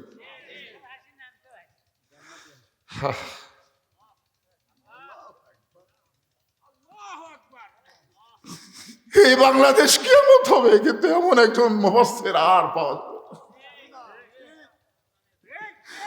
এমন একটা হাসি দিল, হাসি দেওয়ার পরে লোকটাকে হাসপাতালে নিয়ে গেল, অন্যায় ভাবে তাকে পুশ করে হত্যা করা হলো। আমরা সমস্ত আলেমেরা তাহাজ্জুদের নামাজ পড়ে বললাম, আল্লাহ, জজ court, high court, supreme court Hasina দখল করেছে, তোমার কোর্টে আমরা বিচার দিলাম, আল্লাহ তুমি এবার বিচার করো। আমাদের চোখের পানি আল্লাহর দরবারে কবুল হয়েছে। আগস্ট মাসে সাইদি হুজুর চলে গেল, পরের আগস্ট সাইদি হুজুর চলে যাওয়ার দিন আসার 10 দিন আগে আল্লাহ তাআলা হাসিনাকে বাংলাদেশ থেকে চোরের মতন পালায় দিল। ধরে বলেন কথা ঠিক কিনা? তো ইজ্জু মান তাশা ওয়া তুযিল্লু মান তাশা বিয়াদিকাল খায়র ইন্নাকা আলা কুল্লি শাইইন কাদির। আল্লাহর বান্দার একটু মনোযোগ দিয়ে শুনবেন। মেয়েটা যেই বলতেছে, আর 1 দিনের মধ্যে যদি হযরত ওমরকে আমি খুঁজে না পাই তাহলে আসল জায়গায় বিচার দেব। আপনারা বলেন তো, আসল জায়গায় বিচার দিবে? হযরত ওমর হাঁটু গেড়ে বসলেন, মেয়েটার সামনে হাঁটু গেড়ে বসে বললেন, মা, ওই আসল জায়গায় তুমি বিচার দিও না মা। তুমি যে উমরকে 6 দিন হলে খুঁজতেছো, আমি হইলাম সেই উমর। চিন্তা করে দেখেন, আল্লাহর কোরআনে যখন রাষ্ট্র চলবে তখন নেতারা কেমন মুত্তাকি হবে। একটা মেয়ের সামনে হাঁটু গেড়ে বসে বলতেছে, মা আসল জায়গায় বিচার দিও না মা, আমি বড় ভয় করি মা, আল্লাহর সামনে আসামি হওয়াতে আমি বড় ভয় করি। কেমন ভয় ভিতরে ছিলেন। গভীর রাত্রে হযরত ওমর ঘুরতেছেন, হঠাৎ দেখতে পাই তাঁবুর মধ্যে কি যেন হচ্ছে। দুইটা বাচ্চা খালি মা মা বলে কাঁদতেছে। মা গো আর পারি না মা, ক্ষুধার জ্বালায় আর সহ্য করতে পারি না মা, খাবার দাও। মা বলতেছে, বাবা একটু ধৈর্য ধরো, গোস্ত সিদ্ধ হলেই তোমাদের খাবার দিব, গোস্ত সিদ্ধ হলেই খাবার দিব। ওমর ফারুক চিন্তায় পড়ে গেলেন। দুম্বার গোস্ত হলে বড় জোর 8 ঘন্টা লাগবে, ওটের গোস্ত হলে 1 ঘন্টা লাগবে। এত রাত হয়ে গেল এখন পর্যন্ত গোস্ত সিদ্ধ হয় না। এই মায়ের অন্তরে কি সন্তানের দয়া মায়া নাই? ওমর ফারুক আর দূরে থাকতে পারলেন না, তাঁবুর নিকটে গিয়ে বললেন, মা তোমার 2টা সন্তান ক্ষুধার জ্বালায় কান্দে, আর এখন পর্যন্ত তোমার গোস্ত সিদ্ধ হয় না। মেয়েটা বলে, পথিক আমার বাড়ি হলো ইয়ামিন দেশে, আমি শুনতে পাইলাম হযরত ওমর অত্যন্ত ভালো মানুষ। আমি গতকাল বিকাল বেলায় আমার 2টা এতিম বাচ্চাকে নিয়ে ওমরের দরবারে যাওয়ার চাইছিলাম, কিন্তু এত পুরুষ মানুষের ভিড়, আমি একটা মহিলা হয়ে আমার এতিম বাচ্চাকে নিয়ে যেতে পারলাম না।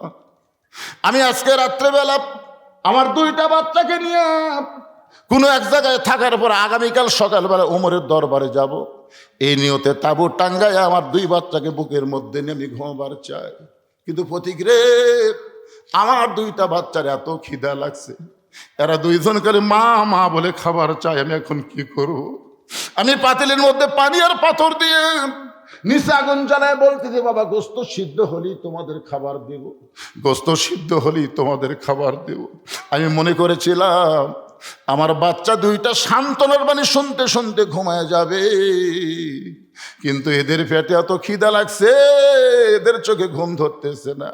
আমি মা হইয়া বুঝবার পারতেছি আগামীকাল পর্যন্ত আমার বাচ্চা 2টার বাঁচবে না। যেই কইছে আমার বাচ্চা 2টা বাঁচবে না, ওমর ফারুক বললেন, মা তুমি আর পানি আর পাথর সিদ্ধ না করে তুমি তোমার 2টা বাচ্চাকে বুকের মধ্যে নাও মা, তুমি একটু ধৈর্য ধরো। এক দৌড়ে বাইতুল মালের দরজায় গেলেন। আসলাম দরজা খুলে দে, দরজা খুলে দে, সবচাইতে খাবার বড় বস্তা আমার মাথায় উঠে দে। আসলাম মাথায় উঠে দে। আসলাম বলে, আমিরুল মুমিনিন আপনি এত চোখের পানি ফেলে কাঁদতেছেন, বস্তা কোথায় নেওয়া লাগবে আমারে বলেন, আমি পৌঁছে দিব। ওমর ফারুক বলে, আসলাম রে, একজনের পাপের বোঝা আর একজন মাথায় নেয় না, দে আমার মাথায় উঠায় দে। ওয়াউলিল আমরি মিনকুমকে মানতে গিয়ে আসলাম যখন খাবার বস্তা মাথায় তুলে দেয়, ওমর ফারুক বস্তা মাথায় নিয়ে এত জোরে দৌড়াই, পিছন থেকে আসলাম বলে, আমিরুল মুমিনিন এই বস্তা নিয়ে দৌড়ে দেখি আপনি পড়ে যে আপনার কষ্ট হবে, আপনি কি বোঝেন না? ওমর ফারুক বলে, আসলাম রে, সময় মতো যদি বুঝবার না পারি তাহলে জাহান্নামের আগুন উমরকে পুড়ে ফেলবে। এক দৌড়ে তাঁবুর নিকটে গিয়ে বললেন, মা তোমার 2টা সন্তান কি জীবিত আছে মা? মেয়েটা বলতেছে এখনো জীবিত আছে। ওমর ফারুক বললেন, তাহলে রুটি আর হালুয়া তৈরি করো মা।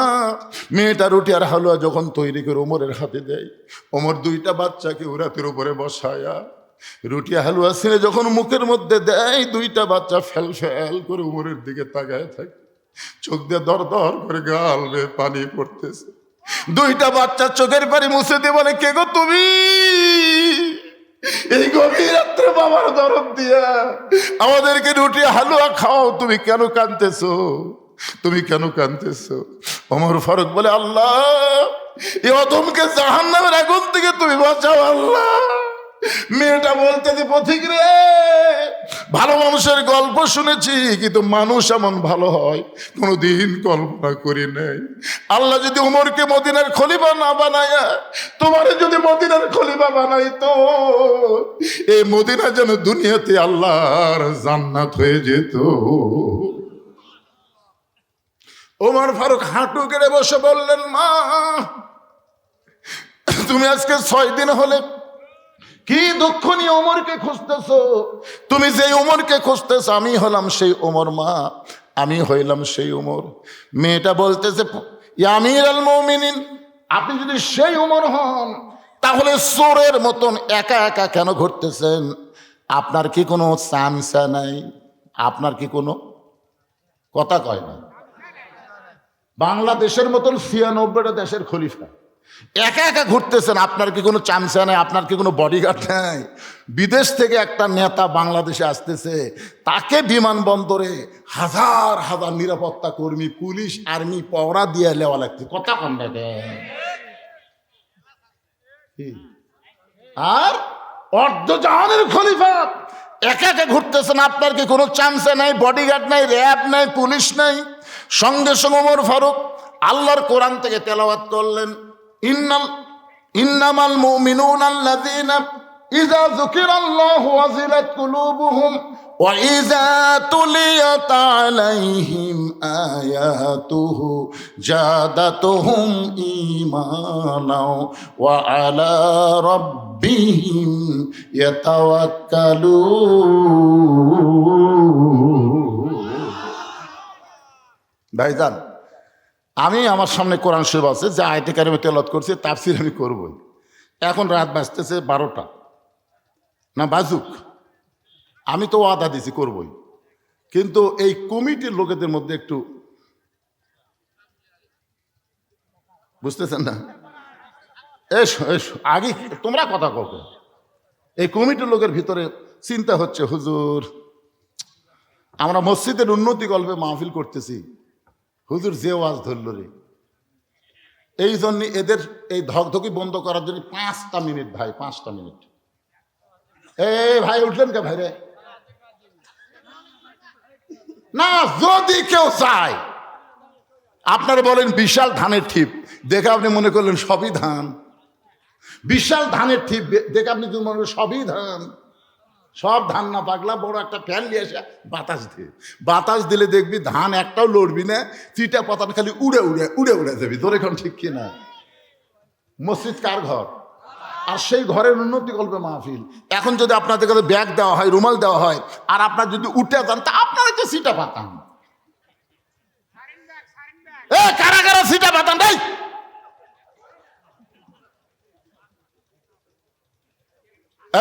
মাহফিল কমিটির ছেলেরা কোথায়? ব্যাগলে যাও, ভিতরে ব্যাগলে যাও, রেডি রেডি। হ্যাঁ, ভিতরে ব্যাগলে যাও। 10 টাকা, 20 টাকা, 50 টাকা, 100 টাকা, যিনি যা পারবেন 5 মিনিটের মধ্যে আদায় কমপ্লিট করে আমি আবার বাকি কথা আলোচনা শুরু করবো ইনশাআল্লাহ।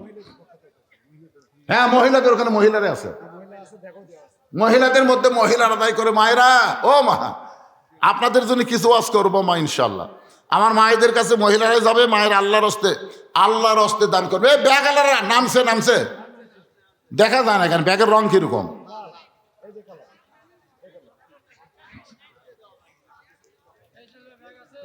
ব্যাগ না নামো, আর সবাই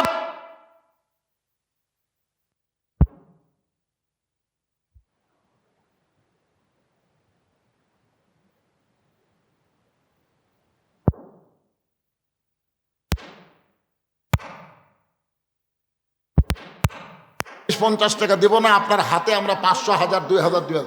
পিছনে যারা অজাতা দাঁড়ালে আর মসজিদের শত্রু, অজাতা দাঁড়ালে আল্লাহর ঘরে শত্রু হয়ে যাবেন। আপনারা কি আল্লাহর ঘরে শত্রু? ঘড়ি ধরে 5 মিনিট টাইম দিলাম, তার বেশি সময় দেওয়া যাবে না। তো বোঝেন না কেন? এবারে আপনাদের মধ্যে কেউ 500, 1000, 2000 দেওয়ার কেউ নাই? বলে স্লিপ করার টাইম আছে 5 মিনিটের মধ্যে। আপনাকে প্রধান অতিথি কি দিছে? প্রধান অতিথি কিছুই দেয়নি। প্রধান মেহমান 5000 টাকা দান করছে মসজিদের উন্নতি কল্পে। আল্লাহ কবুল করুক, জোরে কান আমিন। তো প্রধান অতিথি এখন পর্যন্ত কিছু দেয়নি, পাওয়ার কথা শোনা যায়নি। ভাইজান ধৈর্য নিবেন, ধৈর্য। শয়তান যেন ধোকা দেওয়া না পারে। আর ওই ব্যাগটা মনে করবেন এটা ব্যাগ না, এটা হলো জান্নাতে যাওয়ার মাধ্যম। সেই জন্য পকেট থেকে যিনি যা পারবেন আল্লাহর রাস্তায় ব্যাগে দিয়ে দেবেন ইনশাআল্লাহ। বোরহান বিশিষ্ট বিশিষ্ট ব্যবসায়ী পানিতলা হাট, উনি 1000 টাকা আল্লাহর ঘরে দান করেছে, আল্লাহ দান কবুল করেন। আল্লাহুম্মা আমিন। কে? বোরহানের বাপ, দেখেন বেটা 1000 দিয়েছে, বাপও আবার 1000 টাকা দান করেছে। আল্লাহ বাপ বেটার দানকে আল্লাহ আপনি কবুল করেন। আল্লাহুম্মা আমিন। মোহাম্মদ মাহিন কে নগদ 1000 টাকা দেন, নগদেরই দেওয়া লাগবে। মোহাম্মদ মাহিন নগদ 1000 টাকা দান করেছে, তার জন্য দোয়া চাই, আমরা দোয়া করি আল্লাহ ওসমান গনির সঙ্গে তাকে জান্নাত দেন। আল্লাহুম্মা আমিন।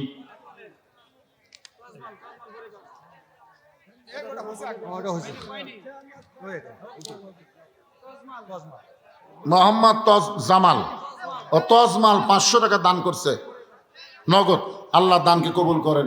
আল্লাহ হইচই কেন করতেছেন? হইচই সবাই জিকির করেন। যদি কেউ উঠেই যায় যাক, ওই ফাঁকা জায়গাটা আপনি আল্লাহর রাস্তায় পুরো করে বসবেন। যদি কেউ যায় যাক, আমাদের সমস্যা নেই। অনেক লোক বসারে জায়গা পাচ্ছে না, ওই চলে যায় যাক, যারা ডানে আছে ওই সুযোগে তারা বসবে। হ্যাঁ ভাইজান,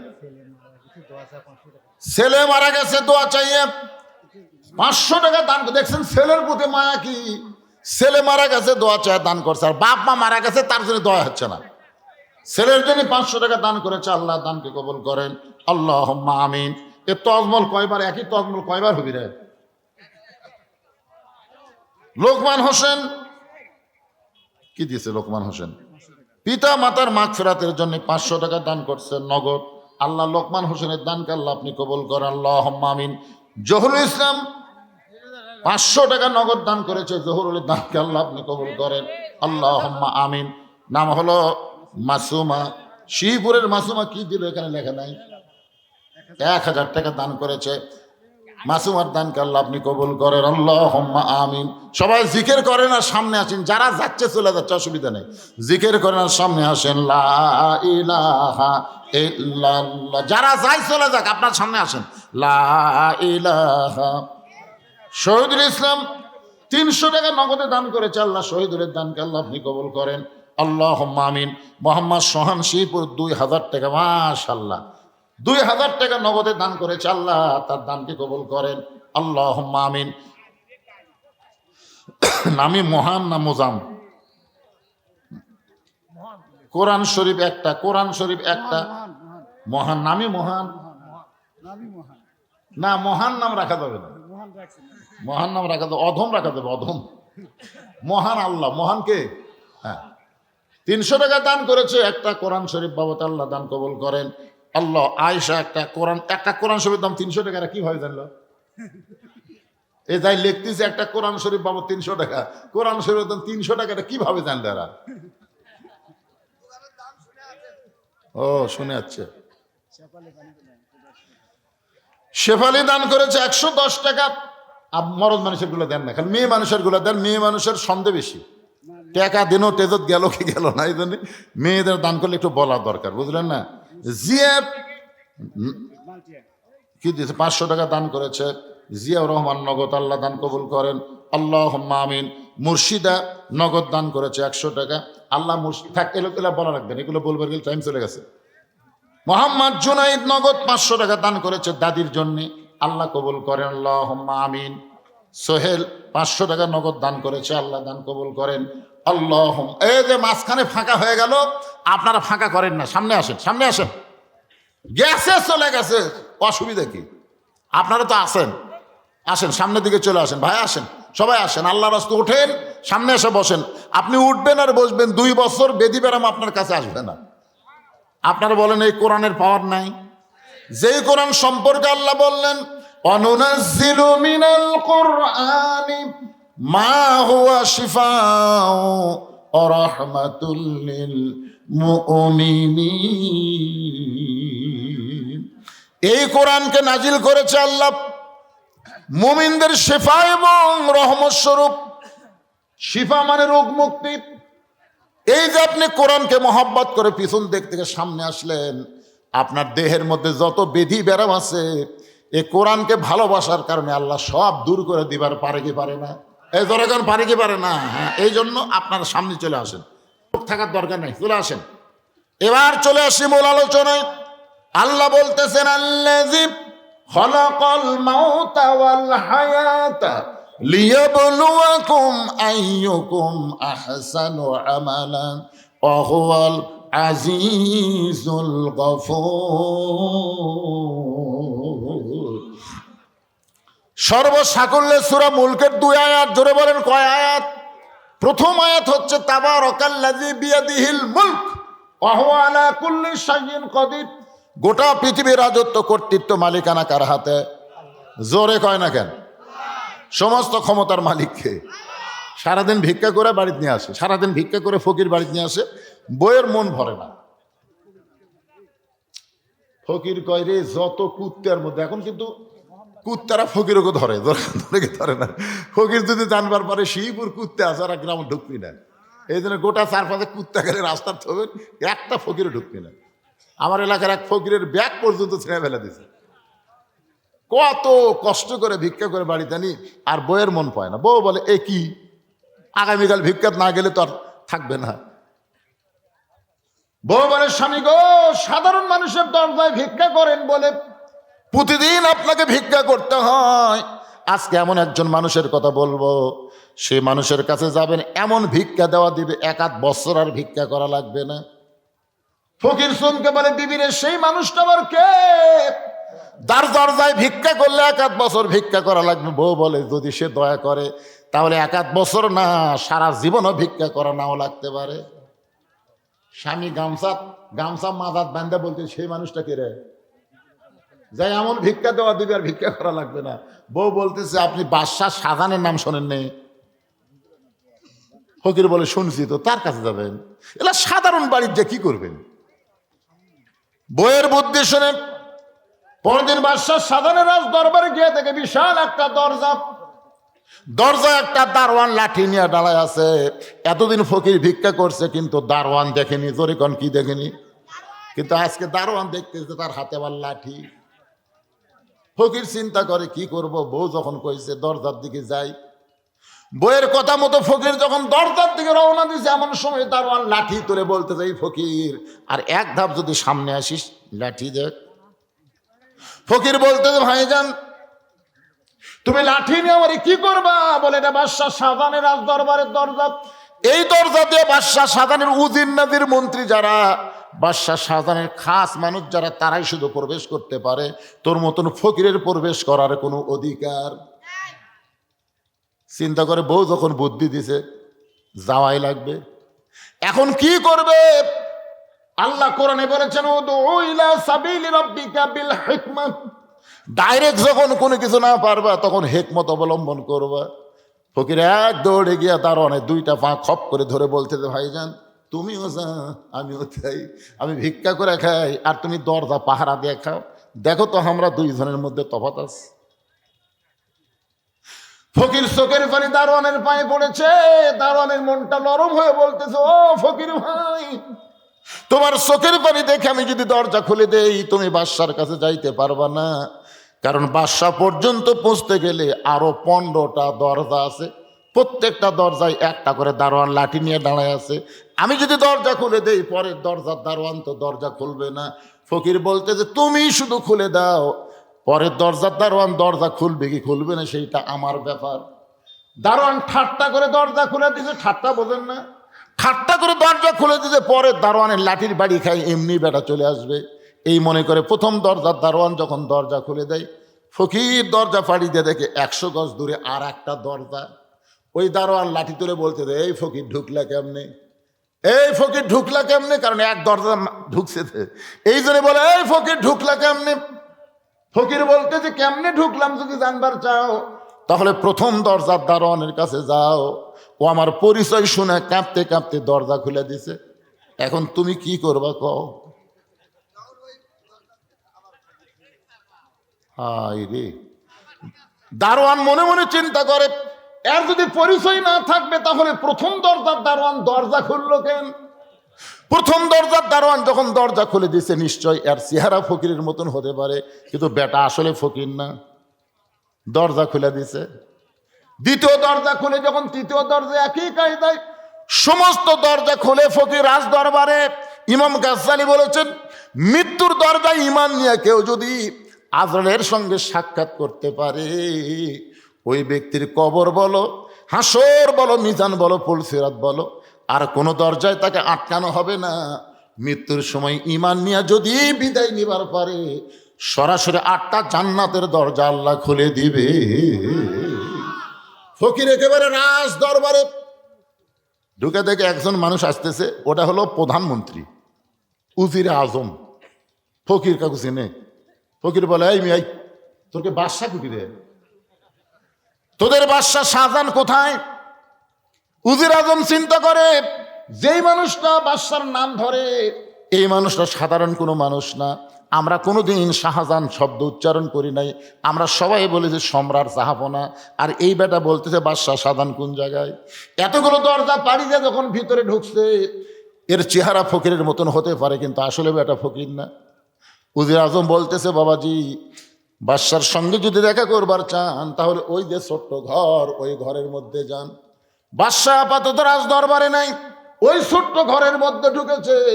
ফকির ঘরের কাছে গিয়ে দেখে দরজা বন্ধ, একটা জানালার পাল্লা খোলা।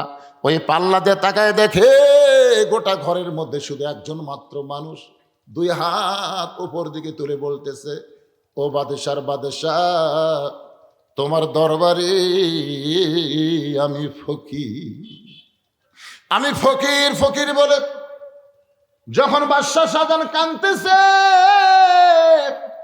এমন সময় ফকির বলে, আল্লাহ, জীবনে কত দরজায় ভিক্ষা করতে গেলাম, কোনো বাড়িওয়ালা কোনোদিন ফকির ফকির বলে কান্দে না, কিন্তু আজকে এই বেটা নিজকে ফকির বানায়া তোমাকে বাদশাহ বানায় যদি কাঁদতে পারে, আর সেই কান্দার কারণে তুমি যদি মোগল রাজ্য তাকে দিবার পারো, তাহলে আমি ফকির আর কোনোদিন মানুষের দরজায় ভিক্ষা করব না।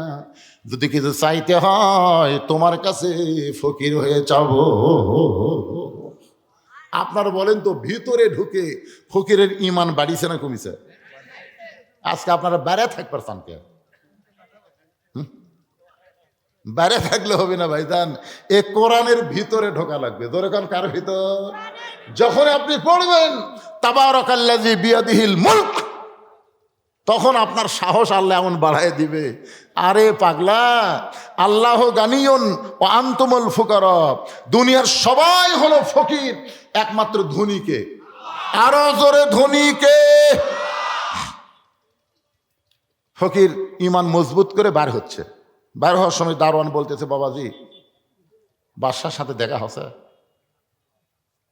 আপনার বলেন তো, ভিক্ষা না পারে ফকিরের রাগ বেশি না কম?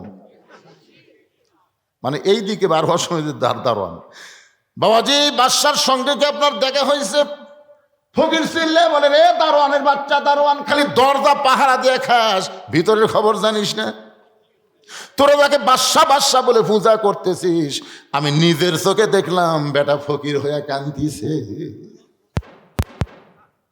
যারা বিএনপি করো, ও বিএনপির ভাইরা, শহীদ প্রেসিডেন্ট জিয়া রহমানকে যখন হত্যা করা হলো চিটাগাঙ্গের সার্কিট হাউসে, তখন তার কাছে কি পাওয়া গেল? একটা ব্রিফকেস পাওয়া গেছে। সবাই মনে করেছিল ব্রিফকেস ভর্তি হয়তো ডলার টলার, ব্যাংকের চেক টেক অনেক কিছু আছে, কিন্তু ব্রিফকেস খুলে দেখে ওই বাক্সের মধ্যে শুধু একটা কোরআন আর একটা জায়নামাজ ছাড়া কিছুই পাওয়া যায় নাই। তোমাদের নেতা যদি কোরআন জায়নামাজ নিয়ে ঘোরে আর তোমরা তাদের স্যামসা হয়ে, মানুষের রাজনীতি করা যাবে না, একমাত্র কোরআনকে কলিজার মধ্যে জায়গা দেওয়া লাগবে। জোরে কোন কথা ঠিক কথা বলে? কিসের অস্কার?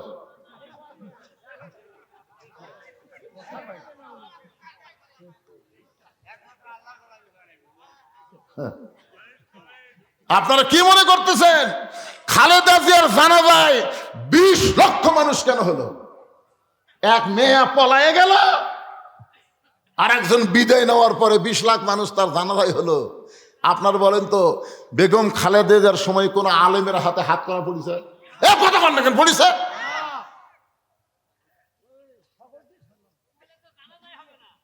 হ্যাঁ, ওলা ফতোয়া পরে দেন, আমি যেটা আগে বলি সেটা। মহিলা মানুষের বলে জানাবেন ফাতেমা নাকি এটা? এটা খালেদা। এটি ফাতেমারও আপনি এসে খালেদার কাছে ঢুকেলে হবে না তো। আমি যেটা আপনাদের বুঝাবার চাচ্ছি, আল্লাহর কোরআনের সঙ্গে সম্পর্ক রাখলে তার সম্মান কম না বেশি? একই গাছের কাঠ দিয়ে তিনটা জিনিস বানাইছে, একটা হলো খাট, একটা হলো সোফা, আর একটা হলো রেহাল। গাছ কিন্তু একটা জিনিস বানাচ্ছে তিনটা। আপনার বলেন তো তিনটার মধ্যে দাম বেশি কার? কি জন্যে? খাটের সাথে মানুষের সম্পর্ক, সোফার সাথে মানুষের সম্পর্ক, আর রেহালের সঙ্গে আল্লাহর কোরআনের সম্পর্ক। তাহলে একটা রেহাল যদি কোরআনের সঙ্গে সম্পর্ক রাখার কারণে দামি হয়ে যায়, আমরা যারা এখানে বসে আছি ভাইজান, আল্লাহর এই কোরআনের সাথে আমাদের সম্পর্ক রাখার দরকার আছে না নাই? সে আল্লাহ বলতেছেন তাবারাকাল্লাযী বিয়াদিহিল মুলক। একটু খেয়াল করেন, দারোয়ানের বাচ্চা দারোয়ান, খালি দরজা পাহাড়ে দেখাস, ভিতরের খবর জানিস না। তোরা যাকে বাদশা বাদশা বলে পূজা করতেছিস, আমি নিজের চোখে দেখলাম ফকির হয়ে কাঁদতিছে। দারোয়ান আরো দারোয়ানে ডাকতেছে, এই খামাখা দরজা পাহাড়া দিয়ে লাভ কি? আমি ভিতরে আমাকে ধোকা দিয়ে মৌলবাদী রাজাকার জিএমবি ঢুকছে রে। দেখছেন ওরকম ধোকা দিয়ে কে ঢুকছে? আজকে অনেক নেতারা বলতেছে আমাকে ধোকা দিয়ে। একদল আল্লাহর কোরআন নিয়ে সংসদ যাবার চাই, আমরা ধোকা দিচ্ছি না ভাই, আমরাই হক কথা বলতেছি। জোরে কথা কর না কেন? কথা কর না কেন? এই দারোয়ান সব দারোয়ান দেখতেছে, খামাকা দরজা পাহারা দিয়ে লাভ কি রে? আমাকে ধোকা দিয়ে মৌলবাদী রাজাকার ঢুকছে রে। আমরা তাকে বাদশা বাদশা বলে পূজা করি, এই বেটা কয় ফকির। সমস্ত দারোয়ান একত্র হয়ে, কেউ ফকিরকে কিল মারে, কেউ ঘুষি মারে। ফকির বলে যতই মারে, যতই মার, নিজের চোখে দেখা জিনিস মিথ্যা বলা যাবে না। আমরা নিজের চোখে দেখেছি সমস্ত ক্ষমতার মালিককে, আমাদেরকে ধোকা দেওয়া যাবে না। জোরে কোন কথা ঠিক কি না? নিজের চোখে আমরা দেখলাম তাবারাকাল্লাযী বিয়াদিহিল মুলক ওয়া হুয়া আলা কুল্লি শাইইন কাদির। আমি নিজের চোখে দেখেছি, আপনাদেরকেও দেখাইতেছি। আমাকে ধোকা দিয়ে লাভ হবে? ফকির বলে মার মার, মারতে মারতে আমাকে শেষ করে দে। নিজের চোখে দেখা জিনিস মিথ্যা বলা যাবে না। এমন সময় বাদশা শাহজাহানের আসরের নামাজ শেষ করে মসজিদ থেকে বের হয়ে বলে, রে দারোয়ানেরা, সব দরজা বাদ দিয়া ভিতরের দরজায় কারে মারতেছো, কেন মারতেছো? দারোয়ানের নেতা বলতেছে, জাহাপনা আমরা শুধু মারতেছি, আপনি শুনলে তো মেরেই ফেলবেন। আমরা খালি মারতেছি, আর আপনি শুনলে? বাদশা শাহজাহান কয় কি কইছে? বলে এই বেটা মৌলবাদী বলতেছে আপনি নাকি ফকির। আমরা এতদিন ধরে জানি আপনি হলেন বাদশা, আর এই বেটা কয় ফকির। বাদশা শাহজাহান দৌড়ে এসে টুটি চাপা ধরছে, এই তুই জানিস না, তুই জানিস না মোগল সম্রাট শাহজাহান, তুই জানিস না? ওটাই তো জানি, ওটাই তো এতদিন জানি, কিন্তু আজকে কি দেখলাম? এতদিন তো এটাই জানি, কিন্তু আজকে কি দেখলাম? বাদশা শাহজাহান বলে কি দেখছো? বলে ওই যে ঘরত, ওই ঘরত জানলা দেখি দেখলো আপনার মতো একটা মানুষ এভাবে দুই হাত তুলে কান দিচ্ছে আর বলতেছে, ও বাদশার বাদশা, তোমার দরবারে আমি ফকির। সঙ্গে সঙ্গে বাদশা শাহজাহানের দুইটা হাত থর থর করে কাঁপতেছে। সমস্ত দারোয়ান বলে, জাহাপনা এই ফকির কি শোনালো, যেটা শোনার পরে আপনার দুইটা হাতের মধ্যে কম্পন ধরে গেল। বাদশা শাহজাহান বলে, দারোয়ান রে, ফকির যা বলেছে সত্য বলেছে, ফকির যা বলেছে সত্য বলেছে। আসলে আমরা নামাজের মধ্যে থাকি যতক্ষণ, ফকির সাজি ততক্ষণ। নামাজ থেকে যখন বাইরে যাই, তখন নামাজের মধ্যে কি করলাম ওই কথাগুলো আর আমাদের মনেই নাই। এই জন্য ভাইজান, আমরা তো নামাজ পড়তেছি কোরআন শরীফের, শোনেন, কোরআন শরীফের একটা জায়গায়ও নামাজ পড়ার কথা নেই। আমার এলাকার এক ভণ্ড এক মুয়াজ্জিনের কাছে, তুই যতই নামাজ পড় লাভ হবি না, কোরআন শরীফের মধ্যে নামাজের কথাই নাই রে। আর তুই খালি নামাজ পড়িস আজান দেশ, তুই মানুষের ঘুম ভাঙ্গা দেশ। মুয়াজ্জিন আমাকে দেখায়, হুজুর এই সারা ভণ্ড কয় কোরআনে বলে নামাজ নাই, কোরআনেও নাই হাদিসে নাই, ঠিক আছে? হুজুর কোরআনে নামাজ হাদিসে নামাজের কথা আর নাই রে পাগল, আল্লাহ কোরআনে নামাজ না বলে সালাত করছে, তুই কি করছিস? হাই আল্লাহ সালাত করছিস না? হয় এ বাবা, এই তোমরা উঠলে কেন? তোমরা কি মনে করো এই কথাগুলো শোনা লাগবে পাগলা? তোর কে জন্য তো আসবে, তোমাকে জন্য তো আজ হচ্ছে পাগলা। আইয়ুকুম আহসানু আমালা, এইটার উপরে কথা হচ্ছে, একটু খেয়াল করে শোনেন। কি বিরক্ত হচ্ছেন?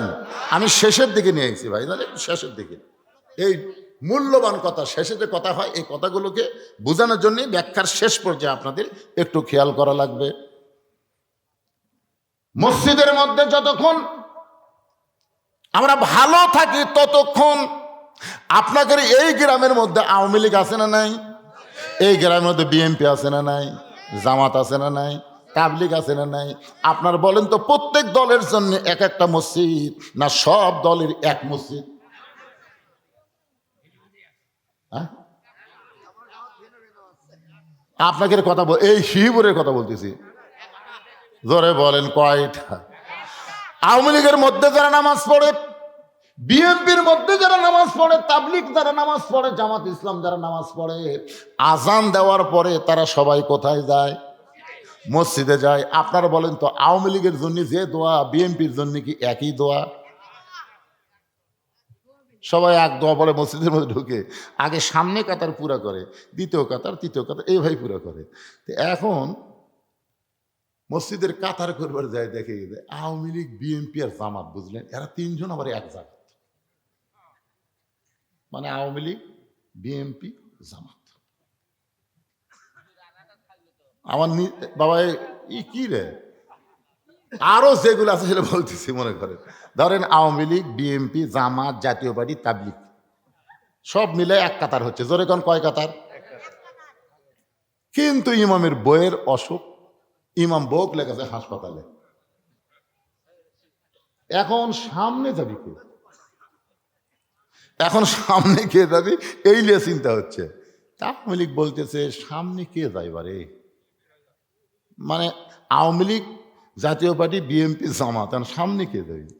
তখন কিছুক্ষণ নামাজের সময় যেন হয়ে গেছে, ঘড়ি দেখতে 1 মিনিট পার হয়ে যাচ্ছে, তখন আওয়ামী লীগ বলতেছে এই জামাত তুই সামনে দা। কারণ আওয়ামী লীগ, জাতীয় পার্টি, বিএনপি জানে আমরা না হয় কাতার করবো, কিন্তু সামনে যাবার পারবো না, সামনে যাবার একটাই দল। কেন জোরে কর, কথা জোরে কর না কেন?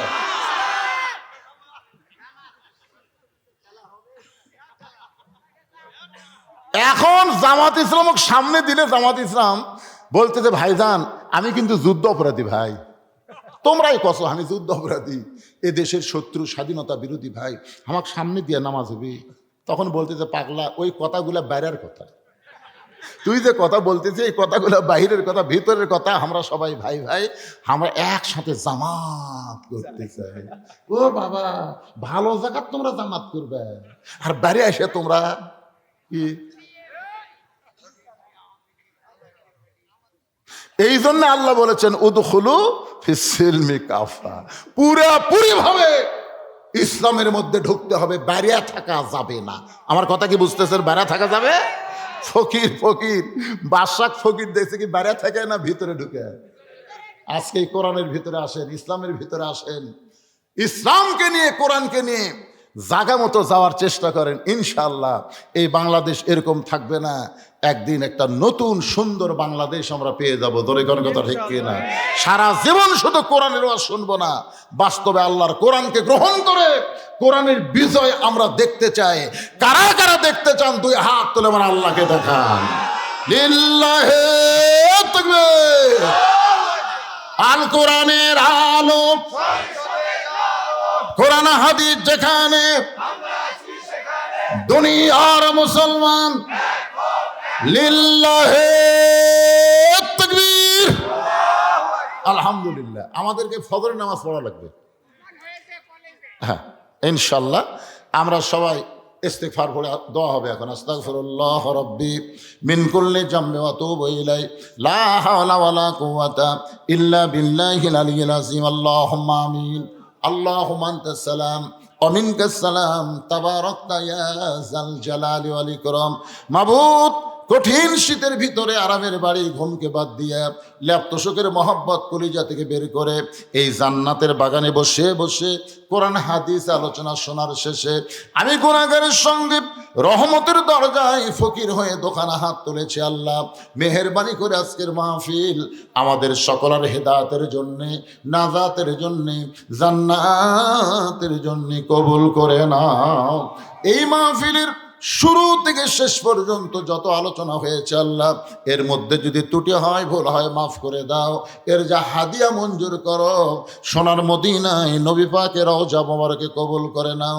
আয় আল্লাহ, তোমার বান্দারা বড় কষ্ট করে মেহনত করে আজকের এই জান্নাতের বাগান লাগাইছে আল্লাহ, তোমার ঘরকে উন্নতি করার জন্যে।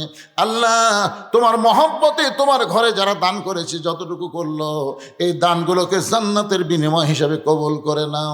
আমার সম্মানিত মা বোনদেরকে আবিদা সালিহা পর্দানিশি কবুল করো। আমি অসুস্থ, আমার মতো অসুস্থ অবস্থায় যারা হাত তুলেছে সবাইকে সুস্থতার নিয়ামত দান করে দাও। মাবুদ, আজকের মাহফিলের সম্মানিত সভাপতিকে আল্লাহ তুমি কবুল করো, সহসভাপতিকে আল্লাহ তুমি কবুল করো, প্রধান অতিথিকে আল্লাহ তুমি কবুল করো, প্রধান মেহমানকে কবুল করো, আমন্ত্রিত অতিথিদের আল্লাহ তুমি কবুল করো, আলেমদেরকে কবুল করো, হাফেজদের কবুল করো, ইমামদের কবুল করো, মুয়াজ্জিনদের কবুল করো, হাদিস সাহেবদের কবুল করো, মুরব্বীদের কবুল করো, যুবকদেরকে কবুল করো, কচি কাঁচা বাচ্চাদের কবুল করো, সম্মানিত মা বোনদেরকে আল্লাহ তুমি কবুল করো। শুধু কোরআন শুনবো না, বাস্তবে বাংলাদেশে আমরা কোরআনকে দেখতে চাই, এমন একটা পরিবেশ, সুন্দর আমল আমাদেরকে করার তৌফিক দিয়া দিও আল্লাহ। আমি গুনাহগার বলে দোয়া ফিরে দিও না আল্লাহ। এতগুলো মানুষের মধ্যে যার দুই কারাত পছন্দ হয়, সেই দুইটা হাতের ওসিলায় আজকের মাহফিলকে কবুল করো। মসজিদ কমিটির সভাপতি, মসজিদ কমিটির সহসভাপতি, মসজিদ কমিটির সেক্রেটারি, মসজিদের কেশিয়ার, মসজিদের ইমাম, মসজিদের খতিব, মসজিদের মুয়াজ্জিন, মসজিদের মুসল্লি, সকলকেই আল্লাহ তুমি কবুল করে মৃত্যুর সময় আমাদের জবানে তুমি জারি করে দিও লা ইলাহা ইল্লাল্লাহু মুহাম্মাদুর রাসূলুল্লাহ সাল্লাল্লাহু আলাইহি ওয়া দাইয়ান ইলাল্লাহ বিইজনিহি ওয়া সিরাজাম মুনীরা। فقد قال الله تعالى في كلامه المجيد والفرقان الحميد। জবান খুলে সকলে পড়েন আউযু বিল্লাহি মিনাশ শাইতানির রাজিম। বিসমিল্লাহির রহমানির রহিম। তাবারাকাল্লাযী বিয়াদিহিল মুলক ওয়া হুয়া আলা কুল্লি শাইইন কাদির।